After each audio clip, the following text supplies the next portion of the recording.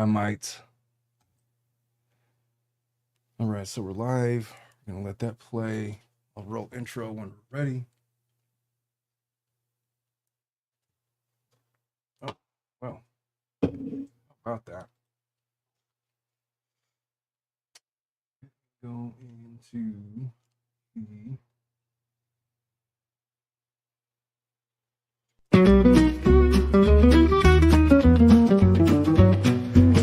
in the twilight hour, the gavel's down. Hear the tilted lawyer in velvet gown. Whispers of law beneath the moon's sweet glow. He's here to guide you through the undertow. From tales of love lost and battles won, to secrets that hide when the day is done. He'll paint the night with stories so stark. Welcome to Family Law After Dark. Light up that cigar and pour a glass of red, as we wade through matters not often said, where hearts and minds often leave a mark. Dive deep into Family Law After Dark. The lawyer's voice smooth like leather, piecing lives only he can tether. In the sultry jazz lounge, let the wisdom flow. Feel the rhythm in the late night glow.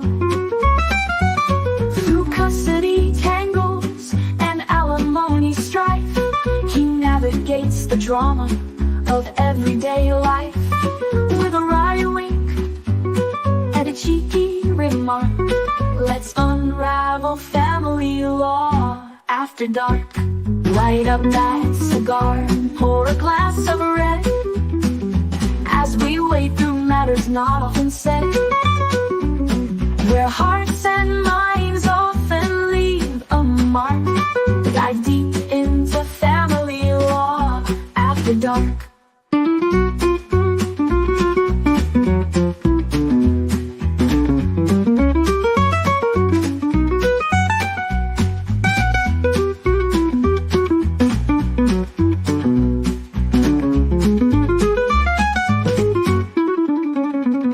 Light up that cigar and pour a glass of red, as we wade through matters not often said, where hearts and minds often leave a mark. Dive deep into Family Law After Dark.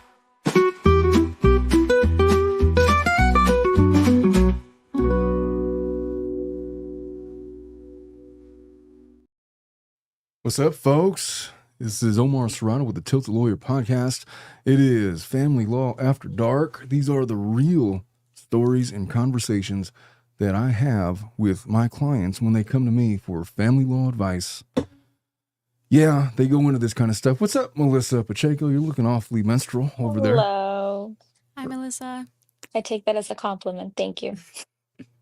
Her RBF. It's Why do you on have full a display. towel hanging behind you? Oh, this is my rally towel for the Dodgers. The Dodgers. Oh my God. I got this at the game 6. Okay. Yes, all right. I'm just saying, I'm game ready. It's game 1 of the World Series. And so I'm pulling today? out all the stops. Yeah, today. That way there's going to be extreme traffic in LA and all the surrounding Oh, areas. that's why. Yeah. I may or may not go to game 1. You may or may not go. What does it May or depend may on? not. Yeah. Meaning no. Whether or not I could trick my wife and it's saying that, oh, no, I don't know, it's a family emergency. I'm going to You want to be search. stuck in hours of traffic? I mean, it's the World Series. It's Yankees Dodgers, man. It's first time since 1981. It is the 2 biggest franchises in sports in America, anyway, not counting soccer. Yankees Dodgers, 27 World Championships to the Dodgers 7, 41 World Series appearances to like 26 or something like that. And you know, it's about as big as a sports matchup you could possibly have. And so I know you're all Wow. real fascinated about that. Not even the World Cup has that kind of traffic. Mhm. Americans don't give a shit about the World Cup. We're terrible. That's true. No, he's Thoughts on 100% her. right. It is what it is, man. We're never, we're never gonna. We'll see. So we may be joined by a couple other guests later on down the road, but we have some submissions from people that want us to. What's up, Lauren? She loves Omar's dad. I got a drunk text from Lauren the other night. It's like I got a drunk text from her. She's like, "I found my slump buster." It's like, cheers to that, pal. I was half expecting her to say, "It's Omar's dad." It's like, oh, you don't got to do much to get my dad to agree to anything. He would have agreed. What's up with you, Melissa? You're like a No, I spinning just tilted around. my camera.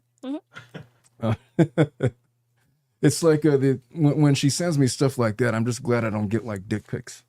Like when Dominic sent me. Okay. Dominic was like, "Hey, my biceps are feeling extra juicy. Check this out." It's like, what He's the never fuck, gonna dude? let that go. He's never. Progress pics. Oh, Dominic, by the you set way, yourself for disaster. He's never gonna let it go. oh, he knows. He by now he's been with us since January. He knows what time it is over here. By the way, if you look to the lower bottom left portion of your screen, there is a call-in line. I've been getting oftentimes lots of comments saying, "Oh, I had so much to say about this and that." If you got stuff to say, there is the call-in line. You can jump in at any time. You can do it anonymously. You will be screened by Dominic. He'll just make sure you got something to say. And then you can join in the conversation. It'll be a lot of fun. Melissa looks very excited to be here. I think she's They probably actually trying to do. play it all. She's like low-key because she's like in her fancy new law firm and everything. Oh my God. Yeah, he's not gonna let go of that either. But I'm fine with it. I'm okay with it. As he should be. What's up, Pam? It's good to see you. Lauren says, "Thank you, Meg, and everyone for sending the message." I don't know what message she's talking about, but Torhid Lauren wants loves everybody to you. know that Lauren loves you, loves your dad, and something about, what is that? Bacon. Candies? Bacon. Something about Bacon. bacon? What does that even mean? I'm afraid. Hey, y'all want to jump into some of these hypotheticals? So, Yes. this first submission is, and by the way, I have not sought any of these out. These have all been sent to me by the dutiful listeners of this show. But this first one says, I should probably share my screen. Let me get Sarah Boone off of the screen. We're done with her for today. So we're doing submissions and we're not doing Reddit or both. Oh, there's most of them are Reddit submissions. Okay. Stuff that people found on Reddit. I haven't looked at them except for right now. I just want to let you know Schnitzel's in. What's up, Schnitzel? I'm in deep, guys. What do you mean by that? In deep. I don't know. There's no turning back now. Oh, it's already too in. late. It's too Bullshit. You're just gonna have to go with it. There's I'm no in safe deep words. for an hour, man. Oh, With you guys. we'll see how long we can make that one last. An hour. Exactly an hour. All right. This first user submit. Hey, by the way, are you a Yankees fan, Schnitzel? I'm not a huge baseball person. so I But would you have were to aware say- that the Yankees exist? Yes. All right. I just want you I to think know that everybody's aware that they exist. today is Dodgers Yankees. I'm very excited about it. I have my rally towel from Game 6. Nice. I'm ready to go. And I have a special chip on my shoulder for all people who reside East Coast or not. It doesn't matter. Let well, us. I begin. have no allegiance to any team. Well, then I'm recruiting you for Dodgers. You're part of the Dodger group. Recruiting. Consider I've me changed up, recruited. yeah, you're recruited. We've changed up the lighting in our studio to reflect Dodger blue. It's game day, man. We're ready to go. We are ready to go. I thought I had escaped freaky men obsessed with sports, but no, I did not. I'm never gonna escape them. I I am would say damn sure. obsessed with sports is a strong term. Like there's some No, events. it's not a strong term, Omar, and you know it. You know, You when you know said that, it was like there's like this disembodied squawk. What is that? What am I remembering When now? I used to work Flashbacks. with you, I can count the times. Not even count them. there has been far more where I was like, I need something, and you were like looking at the stats or at a live stream, and I was like, what are you doing? Oh, the Dodgers are playing, and I'm like, really? The Yeah, Doyers. yeah. All And now you right. have a towel, so yeah. No, well, I got this from the playoff game. I got this from NLCS against the Mets, Game 6. I was there when they clinched the pennant, but nobody's here to listen about sports. So let me continue on. So this lady, she's 32, first time stay-at-home mom of an 8-month-old. She says, my husband makes me feel like I can't complain about bad days. Now, this was a submission to me. I'm not sure where she's going with this, but let's find out. So my husband is an attorney, and he works incredibly hard. He doesn't work that hard. It's No, we currently, We do all the job. He's lying to you. it's currently his busiest season, and he's been working 14, 16-hour days. So he says. Mm-hmm. I, Give him the benefit of the doubt. We just No. started. No, We I've just been- started. I've been doing this too No. long. Come on, I've man. been doing this too long too. You work I've had hardest when days you're doing trial briefs, and Omar was like, "Okay, Melissa, bye. I'm leaving," and I'm like, Yeah, just have it ready for me in the morning. Let me know if you need anything. "Exactly." So yeah, that's You what work- he's telling you. You work the hardest in your first or second year when you're just an associate and they don't give you paralegals. You got to learn all of this stuff. But when you reach my level, it's like, no, you don't work that hard. I worked not as a No. lawyer, but in What a if it's in law like big firm. law or something? Lawyers that have been practicing for a while do not do big law because we're not doing 12 hours. What are you talking about? For what? They don't like it. Yeah, you're 12 to 14-hour days, but you're doing like doc prep and like a discovery and Gotcha. most people either And quit like being a attorneys at that room point. filled or- with paperwork. Yeah. Just drowning in paperwork. Yeah. Yeah. Anyway, so to this hypo, so she does what she can to support him, making sure he has a decent lunch and dinner and taking full responsibility of her son from when he wakes up to when he goes to bed at night. Our son is at an age where I cannot be out of his eyesight without a meltdown. Oh, Mhm. Schnitzel, do you remember those days? Yeah.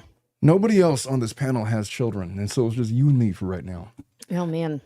I cannot go to the bathroom, run to another room to grab something, or sometimes even turn my gaze away without him having a meltdown. That seems about much because you could, I No, don't know. no, it's Well, true. Is that accurate? And it depends too if the kid has like autism or something else. I mean, we don't know. True, but I she guess hasn't maybe given she us should have that. said it. Yeah. Or maybe she Yeah. doesn't know yet. 8 months old. Maybe she doesn't know. You're right. Object Maybe she permanence. doesn't know. 8 months old, not an age where he can regulate or control any of this. The last several days, he has spent the majority of the day whining, crying, screaming, or being held by me. On top of that, the baby and I have both been sick on and off for 3 weeks. My husband's entire family, parents and 4 siblings, and their spouses and kids are coming to visit Thursday through Sunday. The I hell? imagine. Oh Well, my god. it's probably My a big help. God. I'll tell you what. When my wife was, when we were in that stage, newborn. Yeah. The in-laws were at the house all the time. I didn't Yes, give a but shit. they were helping. This says They were visit. helping. Mhm. Well, I assume visit means help. I assume that. I don't know. Schnitzel, what do you think about that? The in-laws helping thing. Yeah, I think if they're actually helping, then If. that's different than Yeah. If. coming for like social time and like, oh, I want to hold the baby. And so like holding the baby's fine, but there's like so much more That's true. that like that's not really helping in my opinion. Yeah. I wasn't really home when the in-laws were there, and so I guess it worked out. But I'd imagine it would Lucky be helpful. you. Well, I was working 14 to 16 hours a day as a lawyer. Uh-huh. There you go. Ha, ha. Yeah. Okay. All right. So, have not been able to get anything done without hearing crying. I put him in his bouncer while I'm cleaning or doing something, but he just cries. I try to push through. It's hard to listen all day, and my patience has been running thin. Yesterday was especially difficult. I spent half the day crying myself because I was just so frustrated and overwhelmed by the constant stimulation. I texted my husband to let him know I was having a really difficult day and was super overwhelmed. I told him I didn't need anything, but I wanted him to know my state of mind when he got home so he didn't think my mood was directed at him. I told him I would probably sit in silence or watch a movie with wine that night to just decompress. That is super relatable what she's saying. I Yeah, get it. absolutely. Mine's bourbon, Um, but yeah, I do the same thing. Yes. I never text him while he's at work, but I was really struggling and knew an argument would likely happen. If I snapped at him after he was home, he didn't take it well. He responded by saying, "How dare I pile more on him?" He told Oh me my if God, he's a little bitch. hold on. No, hold Already on. It's starting. Let's true. not Let's jump- go. Let's go. Let us not jump to conclusions. Let us hear him out. He is, but whatever. He told me if I was looking for something extra from him, that it wasn't happening. And if I wasn't, I would just hijacking and wasting his time. That's a bit much. I felt really hurt by his response. We didn't speak until this morning when he told me he wouldn't be speaking to me until I apologized for the bullshit I It's a little pulled. bitch. He's a little bitch. All right, a little Melissa, too over much. there with the art. She's like, she has such like the woman face on her. Like she's like judging me. I feel like she's judging me through the screen. Like, what does that look about? ¿Qué quieres que te diga? He is. Melissa, are you pregnant or something? Like, what's going on with you? Eh, God. I can't. I'm in my teen years. That can't happen. By teen years, she means like 30. Exactly. I'm in my teen years, so that can't happen. You can only say that for so long before it's like, okay, how cute. The I'll keep 50-year-old saying wants it. to be. I'll keep saying it until I look like it. Who's gonna stop her? Literally, I'll be like, Yeah. yeah. Could I just I'm in point my this out? teen Look. years. I'm just going to say this. There is the most difficult time for married couples is right now when you have a newborn and mom is fed up and dad is probably fed up. Because look, sleep patterns are a real thing. I'd imagine newborns, there's like a 2-hour sleep schedule. It's like, okay, I'll sleep for 2 hours and he's going to wake up again. You sleep for 2 hours and then, you like take turns. Everybody's sleep deprived. Everybody's probably nutrient deprived. Everybody is fed up. They're overwhelmed. Both people are overstimulated. Whether or not you think the guy is They're putting in everything work or not. deprived. Yes. Yeah. The wife doesn't feel attractive. The guy is not getting any probably from his wife because she's overstimulated. She just wants to decompress. She's like her entire focus is shifting. Nobody's getting what they need. Nobody's used to this. It's a completely brand new thing. And so I'm slow to judge people that are going through this because I've gone through it a couple times, and it's a lot. I think it's all about the way you respond, though. If you're responding to your partner that way, and Yeah. also about the communication about how he's been feeling. If he's set the precedent, like, do not text me at work ever, unless it's an emergency. How do you know he's not in the middle of a trial? Like, what if it's like the Sarah Boone trial? What if it's like some big case that he's been working on? Lawyers do Right, not he get a responded. break. He's not in trial. No, he literally said, "Don't text me because I can't respond." Didn't he say that? That No, tells me he he's said, "How probably in dare trial. her." He said, "How dare her." He did say it like that. You're she right. Pile piled him more. with whatever. Yeah. So he's going through stuff. He's not handling it well.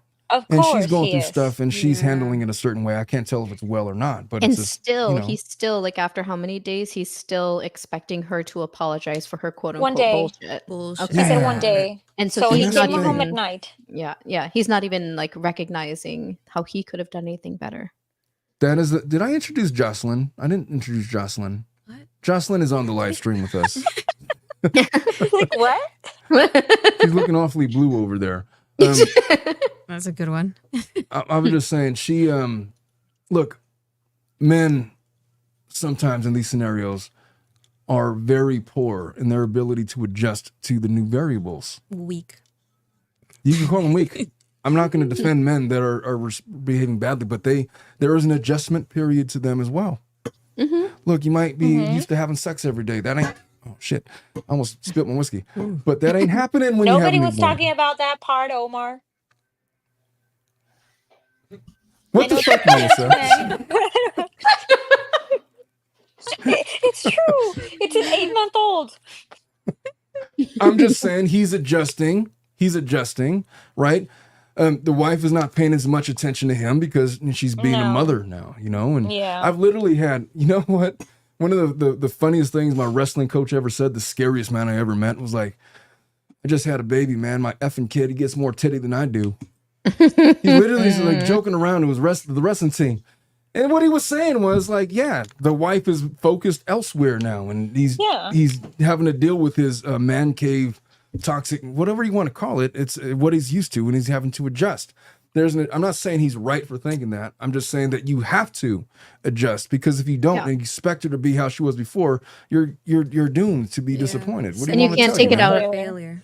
And you can't take it out on her. Exactly. And part Or of the being a man child. is recognizing. Look, part of being a good husband is recognizing the changing variables and adjusting. If you can't do that, then you're kind of dead in the water. What are we doing, man? That's I why do have to praise you. I do have to praise you a little bit for that, because I worked with you when Abby was born. I think I was like and a Oli. couple of months in.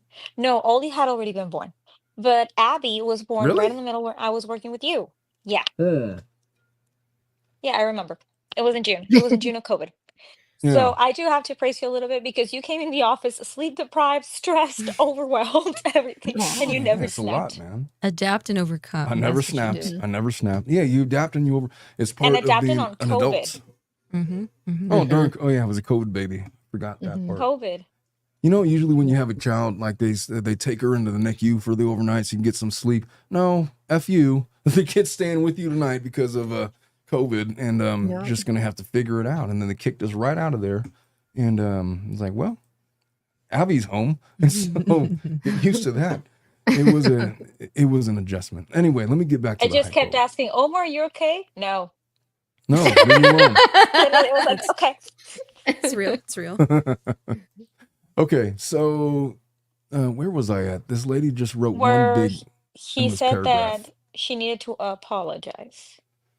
Trying to push. I texted my husband, let him know. Oh, He almost said at the no, bottom. never Yeah. text Oh, me. you just moved. Yeah, go ahead. Oh, I'm sorry. I told him I would probably sit in silence. What is she talking about? Okay, I texted my husband to let him know I was having a really difficult day, and he was super overwhelmed. If your wife ever texts you something like that, the response is not to snap at her for disturbing whatever I do you it had all the going on. time. It's just that's the worst thing you could do. I told him I didn't need anything but wanted him to know my state of mind. I told him I would probably sit in silence or watch a movie. I never texted him while I was at work. He responded by saying, how dare I pile more onto him? All right, Melissa, you're right. That was kind of a bitch response. I just have to say. This, Yeah. like, what is he there for? It was if really his wife bad. can't It was bad. text him that kind of And stuff. she literally said, I don't need anything. I'm going to do my own thing. I just wanted to let you know. Right. He's hard to defend. He makes it really hard to defend. He's being what Melissa said, a little bitch. Yeah. She was trying, in my point of view, she's like trying to avoid a conflict. That's why she was laying it out. And he just made it worse. Look, your wife is going to say all kinds of crazy stuff during that time. You just have to kind of not judge her for it. Seriously. It's like it's part of it. When you're in a crisis, there's going to be extreme emotions. You have to recognize that those emotions are not born by anything other than extreme circumstances. Your response to that should be accommodating, not conflictual, like this guy's trying to make it a fight. How dare you bother me at work? That's just, what are we doing? What are we doing? Look, he might be stressed. He probably is stressed. He's probably sleep deprived. He's probably going through it at work. He's all of the things, right? All of the things. So you throw your wife under the bus. Right. That's the response of the man that's supposed to be supporting, leading, protecting, nurturing the family. That appears to be an incongruous response to his responsibilities. He told me if I was looking for something extra from him that it wasn't happening. If I wasn't, I was just hijacking and wasting his time. It really hurts. We read all this, didn't we? We then argued. He told me I was entitled and out of touch with reality. He told me I should consider getting a job because he's over our arrangement. Wow. This guy is banging somebody else. Yes. 100% he's banging somebody else. Wow. This reminds There's me no of man the that talks to guy his wife like that. that one of my friends had a child with, and then he cheated on her and had somebody else pregnant.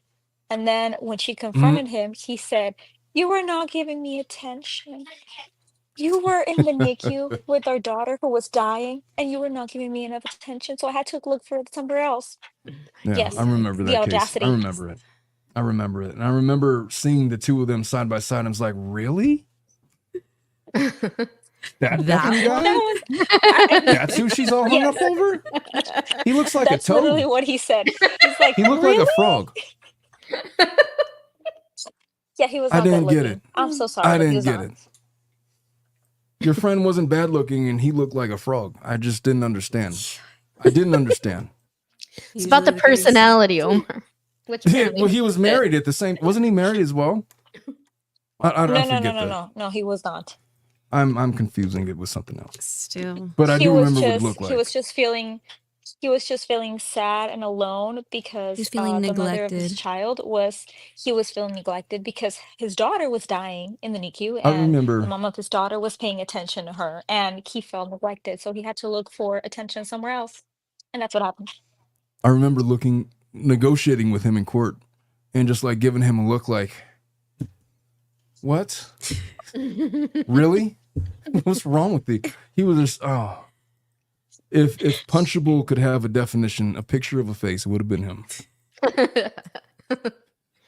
So he told me I should consider getting a job. The arrangement isn't working out. So now he's like talking to her like she's like some kind of street whore. Yeah. I feel like I deserve to be supported even when he's having a hard time at work, but maybe I'm totally in the wrong. Look, for all the women that are going through this, if you have a husband, at the bare minimum, you are entitled to a husband that supports you. That is not going to make you feel like a street whore, and that is not going to jump down your throat because you happen to bother him with your feelings and emotions, even though he might be having a day. Men are supposed to be able to navigate stuff like that. His inability to navigate it tells me a couple of things. Number one, he's probably banging some other chick. Number two, he probably grew up without having to face any kind of real adversity, and he's handling it poorly. And number three, he's not fit for a marriage, but what are you going to do? You're already in it with him. Mm-hmm. What are you going to do? But he has no understanding of what it's like to lead anybody. I wouldn't follow that guy into the parking lot unless it was for combative purposes. Oh, He will not back down and say I'm delusional, and he will if I not back think in down any way right in this. and says I'm delusional and think Delusional. I'm in it right. I honestly feel crazy, like I made a big deal out of nothing. Today was just as hard and felt like I have no one to turn to because I can't burden my husband. Look, the burden is not, the husband's burdens do not outweigh your own. I don't want to say that hers either. I don't want to say that the mother's burdens outweigh the husband's, but at the bare minimum, you should be able to communicate your burdens to your partner without penalty or wondering whether or not you are crazy, as she says. And besides, she did not get into that situation by herself. They both did. Beside the point, who gives a shit about that? Look, they're there now. It doesn't matter whose fault it is. And California is a no-fault state.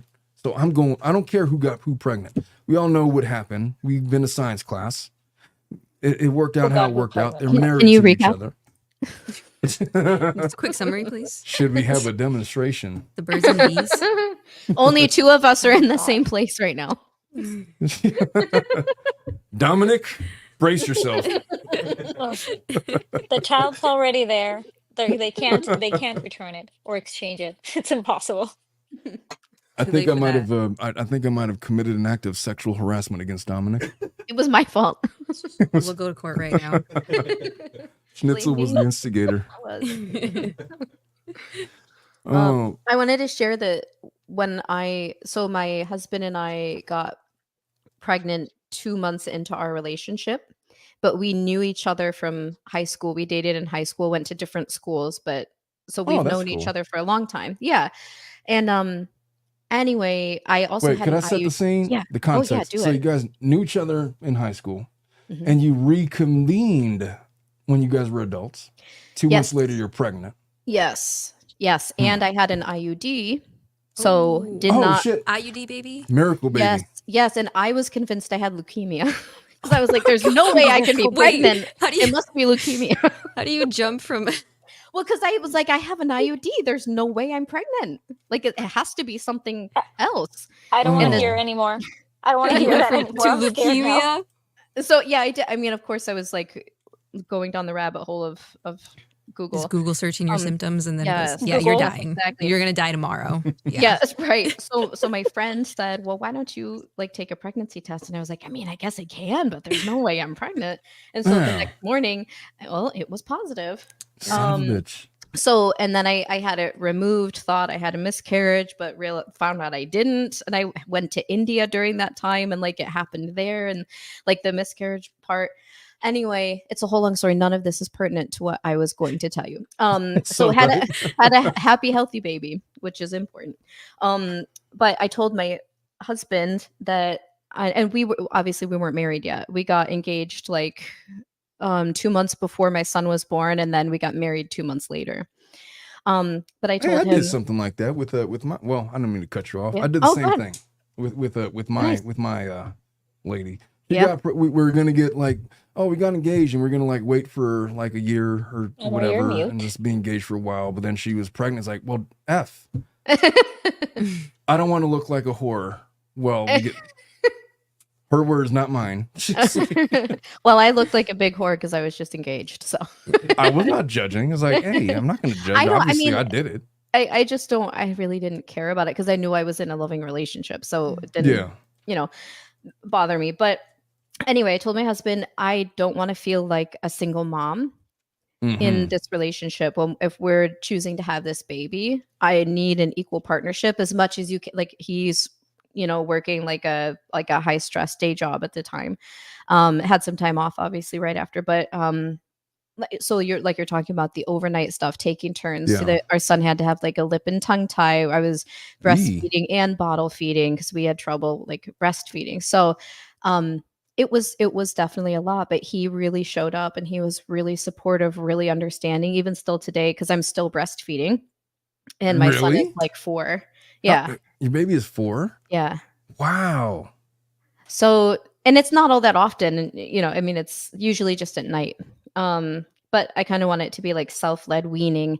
Anyway, my point is like he has been supportive the whole entire time, and I've been so thankful and so grateful for that. And I don't know how one would get through it if you didn't have a partner that's that supportive.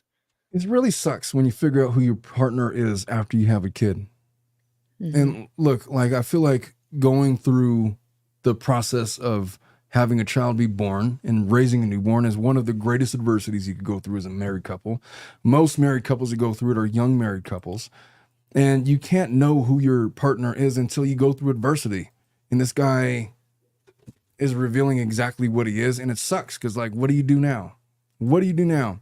You're going to make it work with this guy? If most men, I feel like if you can't recognize that your husband is going through all of this stuff, like her body has been compromised, her body has been literally transmorphed by this parasite that's been feeding off of her nutrients for 9 months. And now here it is. And like, you don't want to watch it 24 hours a day. So she's doing it. You don't want to deal with the crying. So she's dealing with the crying. You don't want to change the diapers. So she's changing the diapers and then try to say, how dare you contact me about your problems? That's about the weakest response you could possibly give as a man. I'm not even trying to say, look, it's not even about as a man. Like gender be damned. If you're doing that to your partner and they're communicating what they are going through and your response is, how dare you put that on me? I'm going through all this other stuff. Isn't that not the definition of narcissistic psychopathy? Where's Lauren Nighty when I need her? Yeah, I mean, miss Lauren in her drunk texts. right. We just got to get her drunk tonight. She hasn't sent me a dick pic yet, but I feel like it's coming. It's just Or gonna like a dildo. teabag picker, or you know what I mean. Like that. Never mind. What would a teabag pick from Lauren I don't know. look like? I don't know. Like, hey, ready yourself. Here it comes. Squat. We'll have to do it on Fortnite. Exactly, on Fortnite. Let's do that. Let's do that. Yeah, and I think it also shows like a general lack of disrespect for his partner just as a human being by responding to her in that. Like you said, it doesn't matter about gender, but it's like so disrespectful to that person who Yeah. shared those personal feelings. I don't even know if it's like I just don't know like what the boilerplate advice would be. It's like hey, don't be a fucking asshole to your wife. Like would you say that to your daughter? But I feel like he probably would, because he's just written that way. His DNA is such. I don't know. It is such a response that falls short of duty. I don't know. Whatever her duties are to him, she did not abandon him the way that he abandoned her with that response. It is just such a shitty response. There's no saving grace about it. There's just no saving grace about it. I've been through it. I know how hard it is. I know what he's feeling. That's bullshit. You don't say that to your wife. You don't say that to anybody. Yep. So yeah, he's lady, you are not the asshole. Is this an asshole thread? Is this no, she's just asking for advice. Yeah. She's not asking who is the asshole, but he 100% is. Yeah. And honestly, we should take him into a back room and talk some sense in him. Me and Dominic will volunteer. You would think he would showcase these kinds of behaviors before having a child, maybe? It's some way? tough because look, adversity breeds character, right? Yeah. How oftentimes are you really in adversity? Really challenged in that way. Like you can say, oh, I went through law school, I passed the bar. That's a different kind of adversity. Yep. How many times is it actually life and death where it's affecting like your ability to live and function? That's when you're actually challenged, and who you become in those moments. There's not many simulators for what it's like to raise a newborn. There just isn't. You just got to be in there. Like when you look at it, it's Call of Duty stats. Just gotta be in the trenches at It's that just, moment. who your partner is in the trenches is everything. Yeah. Yes. And before you get married to them, you should know who they are in the trenches. Are they a fighter or a flighter? Are they going to protect you or sacrifice you? It's important information. It's really hard to test that out without actually going through stuff. Yeah. And so I sympathize with people that don't have that information. Clearly, this lady didn't know that this is who her husband was. Yeah. But turns out he's a bitch. Like Melissa said. He's failing in that 100% he is. category. If he was my son, if he was like my dad, if he was like my brother, I would let him have it with some friendly, what the F is your problem? Like, what do you think this is? Like, what do you think your role is? You think she's there to like serve your purposes? Is that what you want? Do you want a wench? Do you want like a concubine? Do you want like what is it that you're looking for here?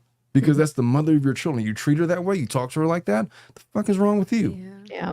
Like that conversation is order. I don't know if he's ever had that conversation. The problem with lawyers is most of them have never been talked to like that. No, most of them have never gotten into the ring like that and gotten their ass kicked. Most of them have never been faced with that kind of adversity to even know how to respond. They've been told that, oh, you're so smart, you're so good at debating, you're so this and that, whatever. You're doing all these great. They're used to these positive affirmations, but once you give them negative affirmations, if that's even a thing, they ain't shit.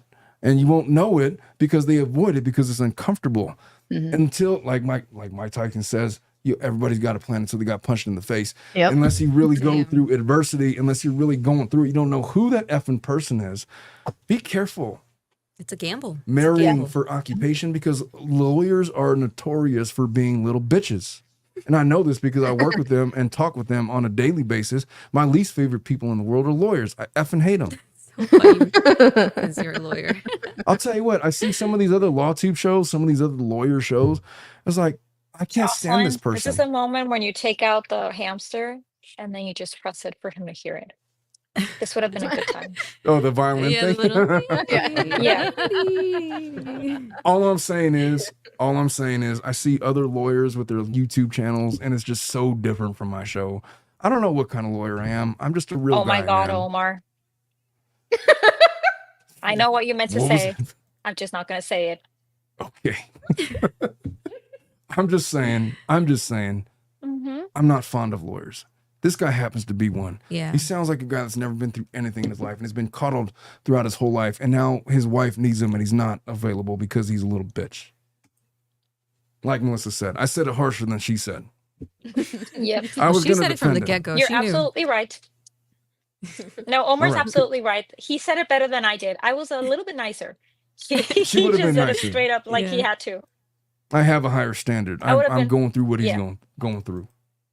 And I wonder, like in context, or like what do I want to say? What he's like generally on a daily basis with his interactions with her. Is Yeah. he generally like this, Could or is I- this like I'll out of put- character? I feel Let me like he's paint a the little picture for you. absent. I'll tell you exactly what he was like. He was so charming with his ability to articulate and be intellectual and have these intellectual discussions about Nietzsche and whatever, Neil deGrasse Tyson and astrology. And he's so smart. And he could connect me so well because he's used to cross-examining and examining people. He knows how to ask questions and answer and respond to you. But push come to shove, when it's time to fight, that little guy is running behind his mama's skirts. 100%. He is not there to protect you. He's there to protect himself. And he's never been punched in the face before. He doesn't know what it is to get in the fight. He doesn't know what it is to go through the hard times. And so he is what he is. He's a charlatan. At the end of the day, he's an interesting guy to have a conversation with. He's nobody that you would follow into the front lines of war. So you think he like charmed her in a way, and then It's not hard to charm women. Yeah. It's really not. If you know how to talk, if you have an ability to articulate, you could charm just about anybody if you have any common sense. That shouldn't be the measure. The Easier measure to is what are... charm men. I'm just gonna say it. No, it isn't. Yes, it is. Well, It's are really we easy. charming You just for like flash your boobs and that's it. There's a difference between being charmed and being attracted to. Let's not let us differentiate between those two things. Attraction occurs without effort. Charming takes real emotional IQ. okay.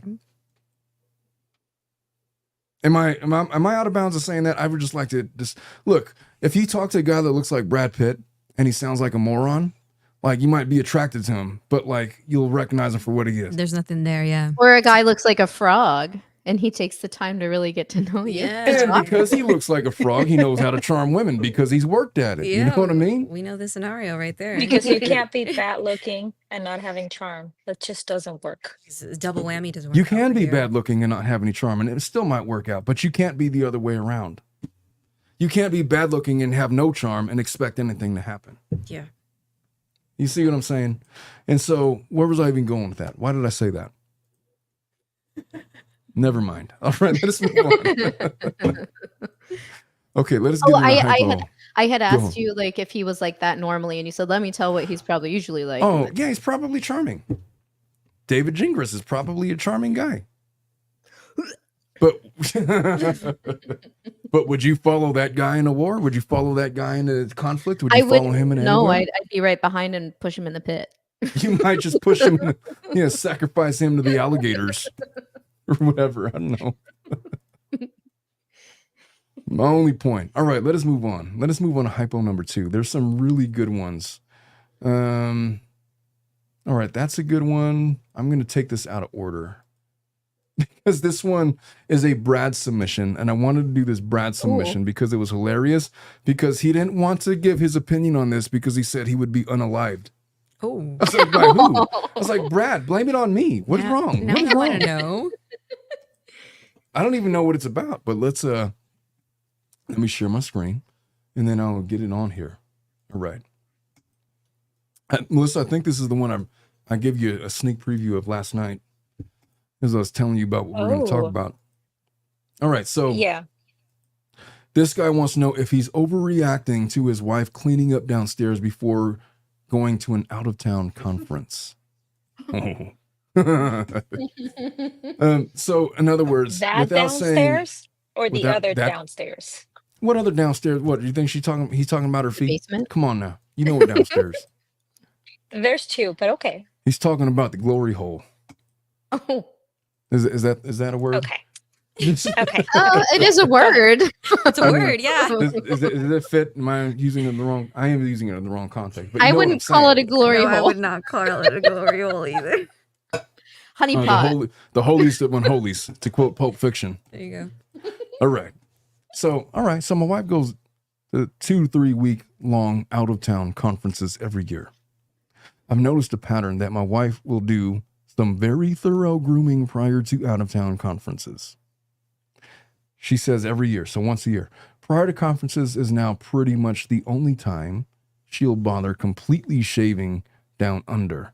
Super suspicious. Am I She's wrong? banging somebody else. Yeah, I mean, It's weird already. I know that at these conferences, she She's generally meets getting up. banned by somebody else. Just saying. She is thoroughly. And goes to parties with friends and colleagues from current and past jobs. I'm not generally jealous, but I'm struggling to come up with an innocent explanation. He knows what's. Can we all just agree that we know what she's doing? We know what Yeah. she's doing. Of course we know. He doesn't want to face the reality Could I right switch now. genders? All right, I'm about to Yeah. go on a I'm about to go on a 2-week conference to Florida. I don't know. I'm making it up, obviously. To Cabo. To Cabo. In preparation for this conference, I hit the gym harder than I've ever hit it for like 6 months. I buy Manscaped 2.0. I have ball perfume Ball perfume. Ball and the perfume. trimmer. Okay. And I start And the using it. trimmer. Oh man. Maybe I go to get a Brazilian wax or whatever. I don't know. Yeah, you're not going. What am I going for, ladies? Glory The exact holes. reason- Yeah, You're gonna get You're I going can't for say the it out glory loud. the hole. Yeah. honey pots. I feel like this is the equivalent of that. I don't know, man. I don't normally ask women about their grooming habits. I'm just saying. It's suspicious. Yeah. I know about everything showers. Not suspicious. I know about that. It's everything. I'm sure she also did If you don't everything do it- showers. It's one thing to do it like regularly. It's another to do it once a year Mm-hmm. Mm-hmm. on specific occasions. Yeah. She's not Yeah. even subtle with it. Come on, man. There's not an innocent explanation to this. All right. So one of her conferences this year is in Vegas. I'm coming along for the first few days. Oh, how cute. I would stay. I would So- stay. That's okay. He's being cucked at the same time. He needs to vlog about this. Yeah, stay in another hotel room and follow. Yeah, follow just around. stay in Vegas. He's Follow going to her. be there the first few days, and then I'm heading back to work early next week. I left her in the hotel room and went down to get food, and she took a bath. A bath. How often do y'all ladies take a You bath? can everything shower? Is a Not bath that. equal Not often. everything shower or what? No, what is she taking a bath for? That's, I don't Like, know. Pampering? If I I were in feel like- Vegas and it's like a super fancy bathtub, like then Yeah. maybe I would do it. But why, like right after your husband leaves? Yeah. Why Yeah. wouldn't on you do there? it together? I guess. Yeah. By the way, it's not, I don't know. I'm a grown ass man. I'm not down for baths unless there's like shenanigans. In which case it wouldn't be about like cleaning anything. I'm about to make it real dirty up in here. Brace yourself, Dominic. I'm kidding. I gotta stop doing that. My wife is like, why the fuck were you talking about grinding on dudes? It's like, what do you mean? I felt like that would be an appropriate response if somebody comes to try to dance at your lady, and then you're like grind your ass up into some other dude.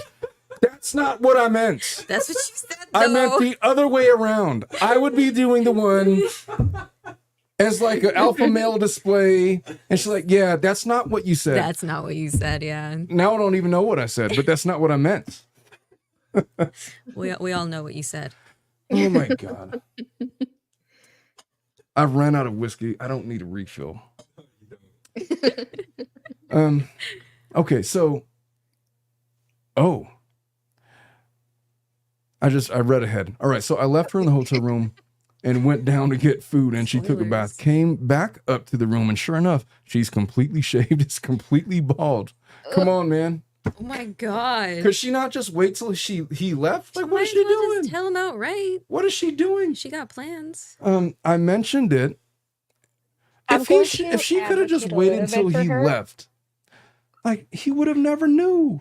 Like, why not just keep it cool? And then he's obviously leaving, and then just do it when he's gone. What is she doing? Also, why is she Schnitzel- shaving it in a bath? That is. What's up with that? Did she? Well, I don't know if she shaved in the bath. I'd assume. No, but that- I know, but like she took a bath. He went down to get food. How long did it take him to get food? And how long was she in a bath? But then she turned it to a shower to shave. I don't know. also It's room all like, service. You know, right. Vegas. What are we doing? I don't want to tell this guy what's going on, but he knows. Come on. She's completely bald. I mentioned it, and she said, "I can't say a lot of things." I'm censoring myself right now. Just want you to know. I mentioned it and she said she needed to clean up in case she goes swimming. Go Okay. swimming? Oh my Ladies, God. could I That just was a crazy. I'm going to ask you an honest question. I know what bathing suits look like. I know that there's different types of bathing suits. Is it a thing that you go completely bald just in case prior to going swimming? I wouldn't say like you have to go Yeah, you don't bald. have Also, to. that sounds so gross to say, but It depends on the bikini. yeah, I can see like Yeah, it like depends. shaving the outsides if you're not Mhm. going to get a wax and it's like a whatever, or maybe you prefer shaving, but you don't have to like take it all off to go No. swimming. Could I just say, like, as a general public service announcement, that for the ladies out there, if you're at like a family resort, could you like wear a little bit more fabric other than just enough to cover the lips? Come on, man. I don't want to like teach anatomy to my children.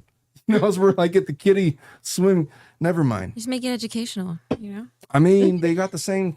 I mean, my daughters have the same stuff. Yeah, exactly. I don't know what I'm thinking. Whatever. Learning opportunity What is anywhere this you show go. even about? Okay. So I mentioned it. She said she needed to clean up in case she goes swimming. She then kind of went into cuddle mode, which she sometimes does to assure herself that we're okay. I'm now thinking back to all the other conferences. Most of them don't have pools or swimming that I'm aware of. Am I overreacting? There's an edit. So in a mildly humorous turn of events, this made the front page of Reddit, I'm assuming. Since my wife uses Reddit, the predictable thing happened, and I She saw woke it. up to an OMG, you dumbass. I'm glad I still make you jealous, but I'm not cheating on you.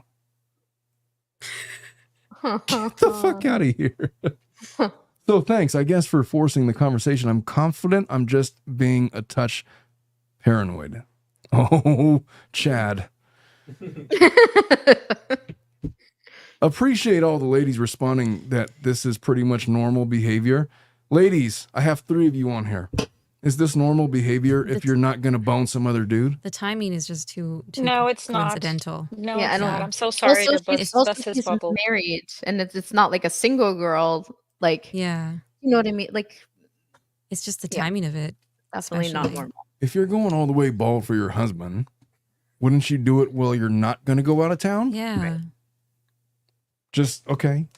So FYI, you are all weird for grooming your pubes for self-confidence. What?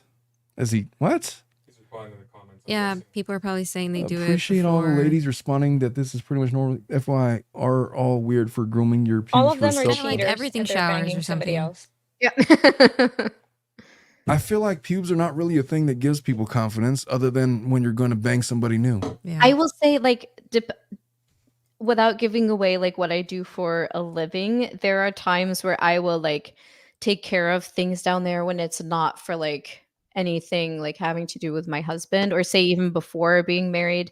It wouldn't be because of like I was going to have a sexual encounter with somebody, and it for me it made me feel like cleaner in a sense that it was like, but I did it regularly. It wasn't just like a once a year kind of thing. But before certain things that I have to do for work, and it was just for me, it wasn't for anybody else. So I do see that, but she is doing it once a year and it's always before a conference. So that to me, that's what makes a difference. What if it just gives her confidence to be able to give the big speech or whatever? Is that a thing? Do you think? Could be. I could see that. I mean, it's like a weird thing, and No. some people I don't think give a shit. But I don't think that's her case. I think that That's she's what I'm gonna say. I'm not gonna let her gaslight me into believing bull effing shit. I've been alive for too long. I know too many things. I've seen too many things. That's like me saying, "Oh, for the big closing argument, I had to get a Brazilian wax because it just made me that much more confident." Hey, try it out. It might. Yeah, the fuck? don't knock it till Experiment. you try it. Yeah, don't knock it till you try it. I don't want to be the one to tell this guy, but his wife is 100% banging her whatever. Yeah, I know. She's got some other dude. She's got other intentions. It's it appears to be a once a year thing for her that she can do whatever she wants without consequence, and she's taking advantage of it, and she's not being subtle about it, and it's almost like a brilliant ploy. It's like, oh, I'm going to be so ridiculous about the timing so that it'll be obvious that he'll think I'm doing something, but then I'm going to reassure him, then he won't think I'm doing anything, and she normalizes it.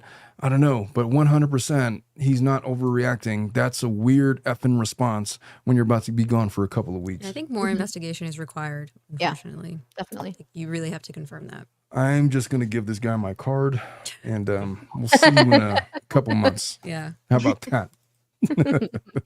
She's 100% getting piped by the bellboy or whatever. She is the glory hole. She is the glory hole. No, that's how you use it in this situation. 100%. Hey, I just heard a sound, and I don't know. I don't know what it was. Oh, yeah, she comment. 100% is the glory hole. That is the proper context. I stand corrected. Did you see Crystalline's comment? Oh, what does she say? Crystalline says, I can't Oh, no, wait, even the other one, explain. This one. Oh, my mom is in the chat. That's weird as fuck. You can't read that comment. Hi, Miss Sophia. Crystalline said, picturing Omar with his legs in the air or bent over for a Brazilian is making me loll in my desk.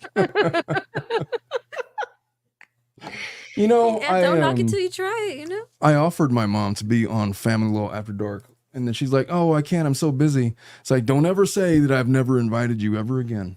Because she was awfully sore because I invited my dad. That's just like, I don't know, man. I don't make me a part of whatever their internal conflicts are.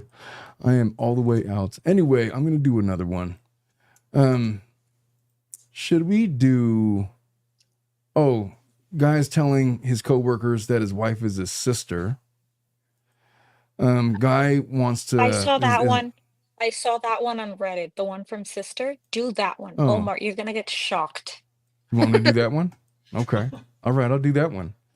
So let us find out. So all right. So Share your screen.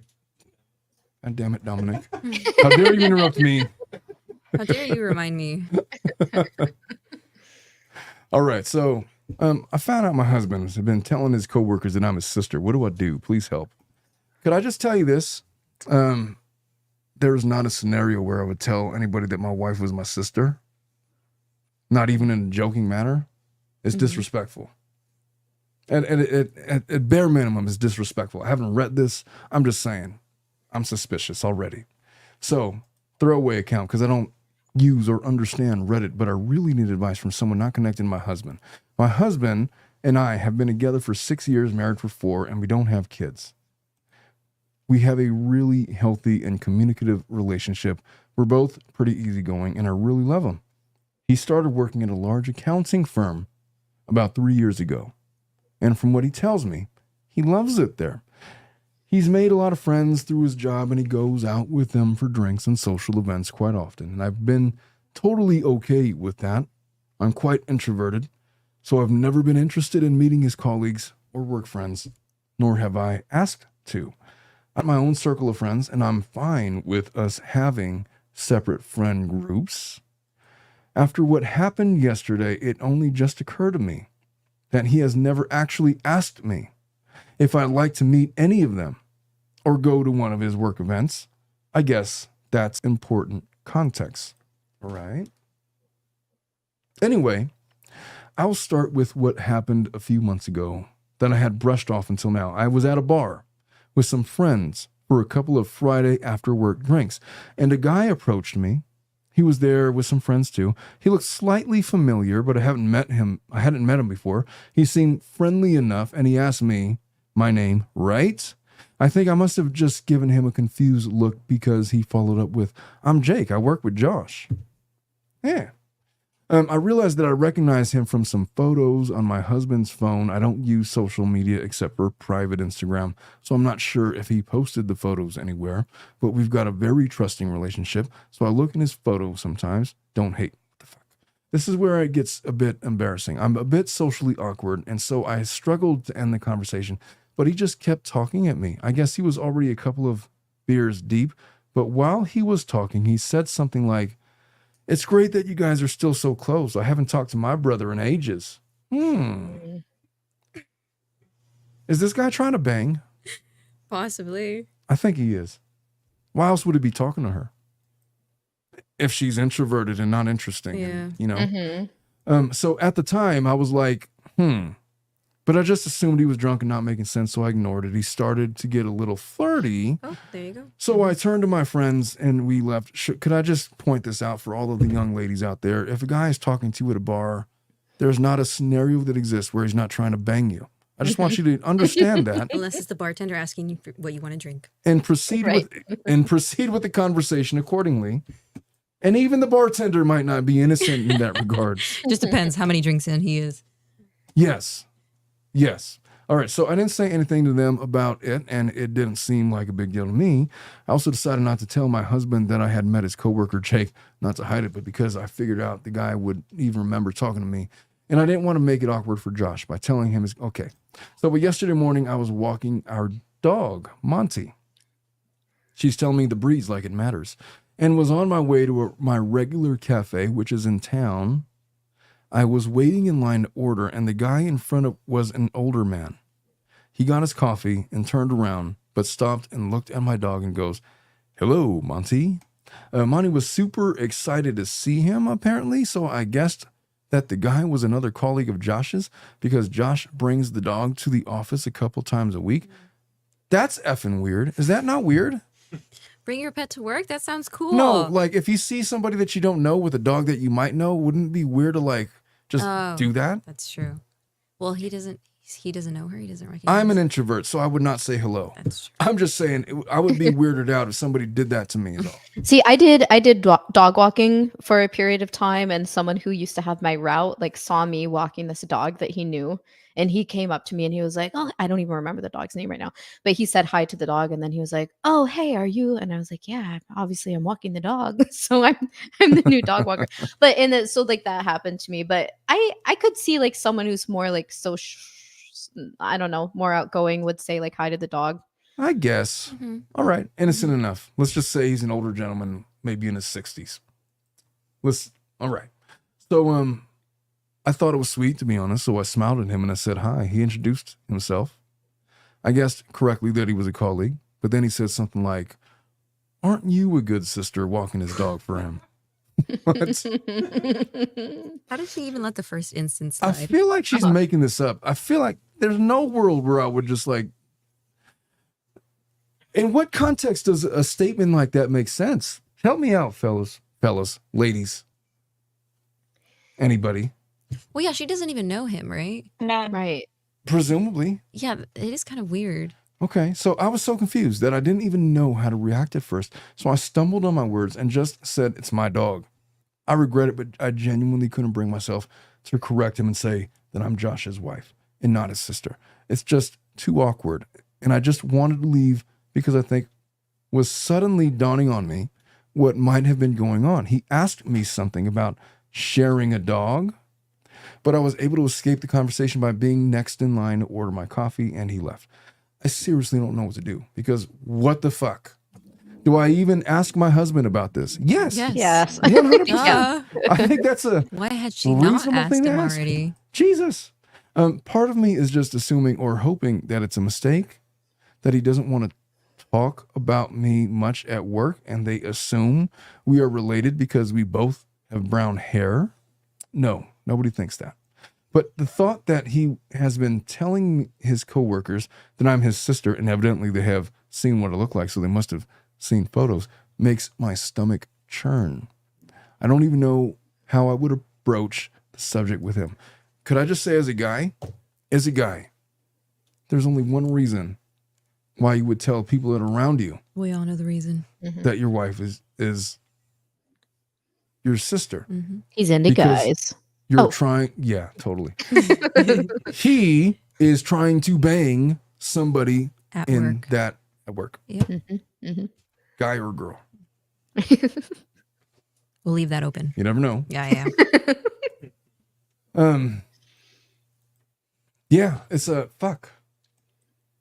Where did I leave off? But the thought I need some help. Yeah, I need some my help. What stomach would you turn. guys do in this situation? I have only told one friend what happened because it's so weird and embarrassing, but she has jumped straight to time to plot his downfall. Okay, what is that? Never talk to your friends about this stuff. What's That's that? Because she's my rider. Get out of here with your ride or dies.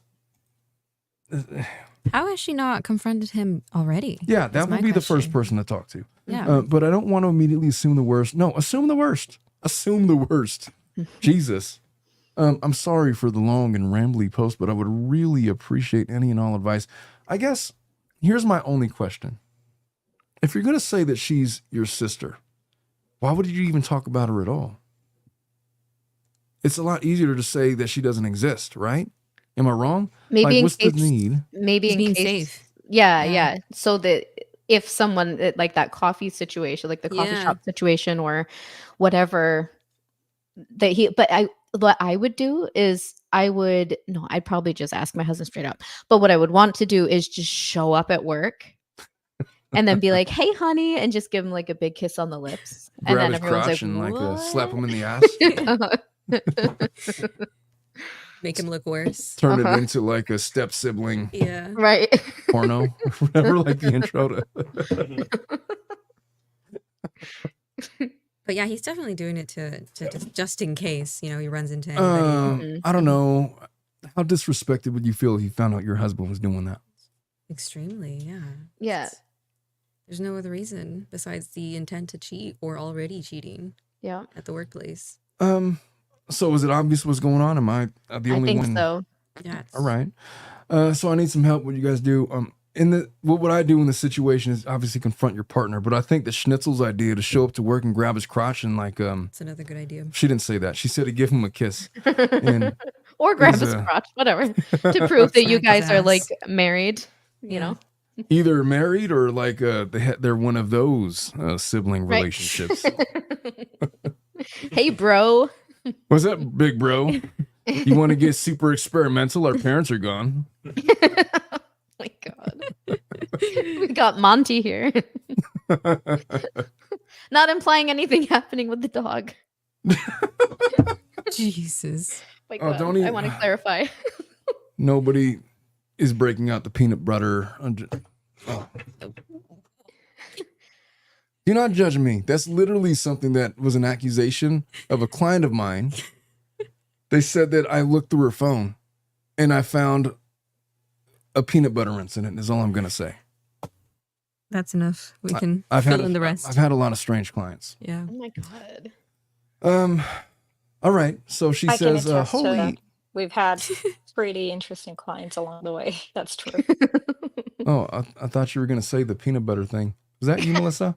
It's just like, it's like, oh, No, I that got was not me. horrified for a minute. Okay, so she says, thank you for everyone who commented. I Oh, haven't read, wait. I think What? I know what you're talking about. Is that weird? Is the What? peanut butter incident that we were in a group chat? No. Is it that When one? were we ever in a group chat? Remember that we were in a group chat and this person was complaining and he started sending screenshots and Oh, But that it was guy? like a No, that was screenshot of not the- that guy. Yes. okay. He sent accidental pornography to our, like, what are you sending this for?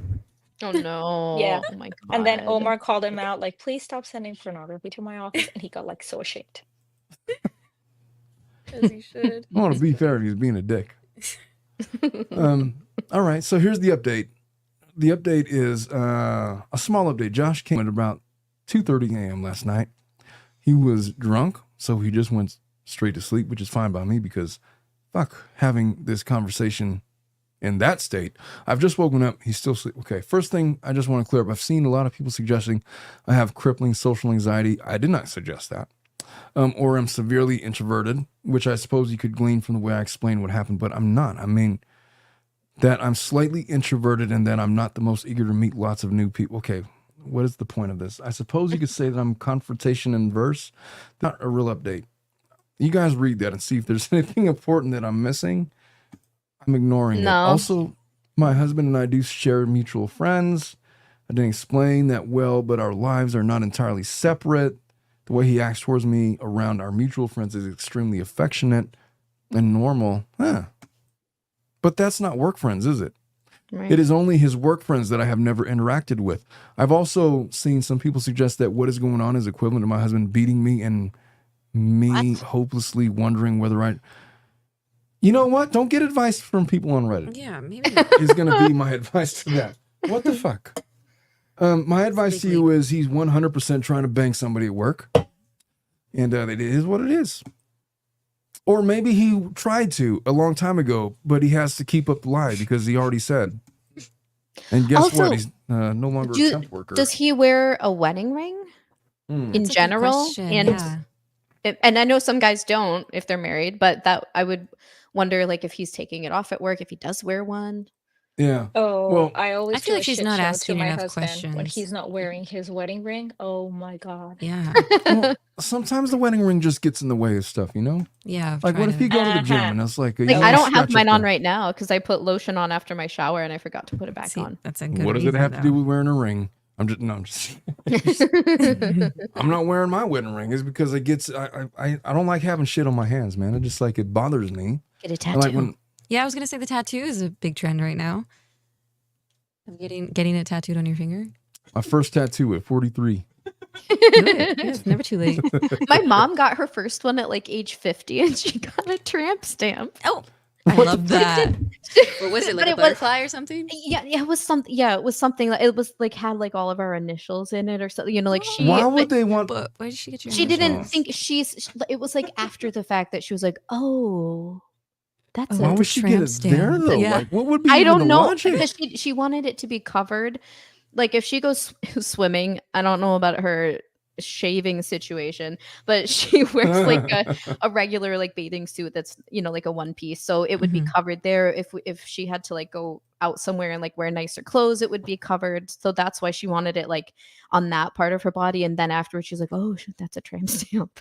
Did no one tell her that before? We didn't know we were on vacation in Florida and she went to this place and we knew she was getting like a family tattoo and then came back and that's where she got it. And we were like, "Oh, Mom, I'm like, come on. it looks nice, but We gotta tell The her only this. person that's looking at that is the one that's going to be clapping cheeks. Like, what are we doing, Mom? Do you know what that means? nobody's seeing it." Nobody's seen it. And she's married, so Your dad, then. There you go. No. Well. Okay, can we move? Erica Pauly seems to think that this is a fake post to get engagement on Reddit. I can't really. The post doesn't make sense, does it not?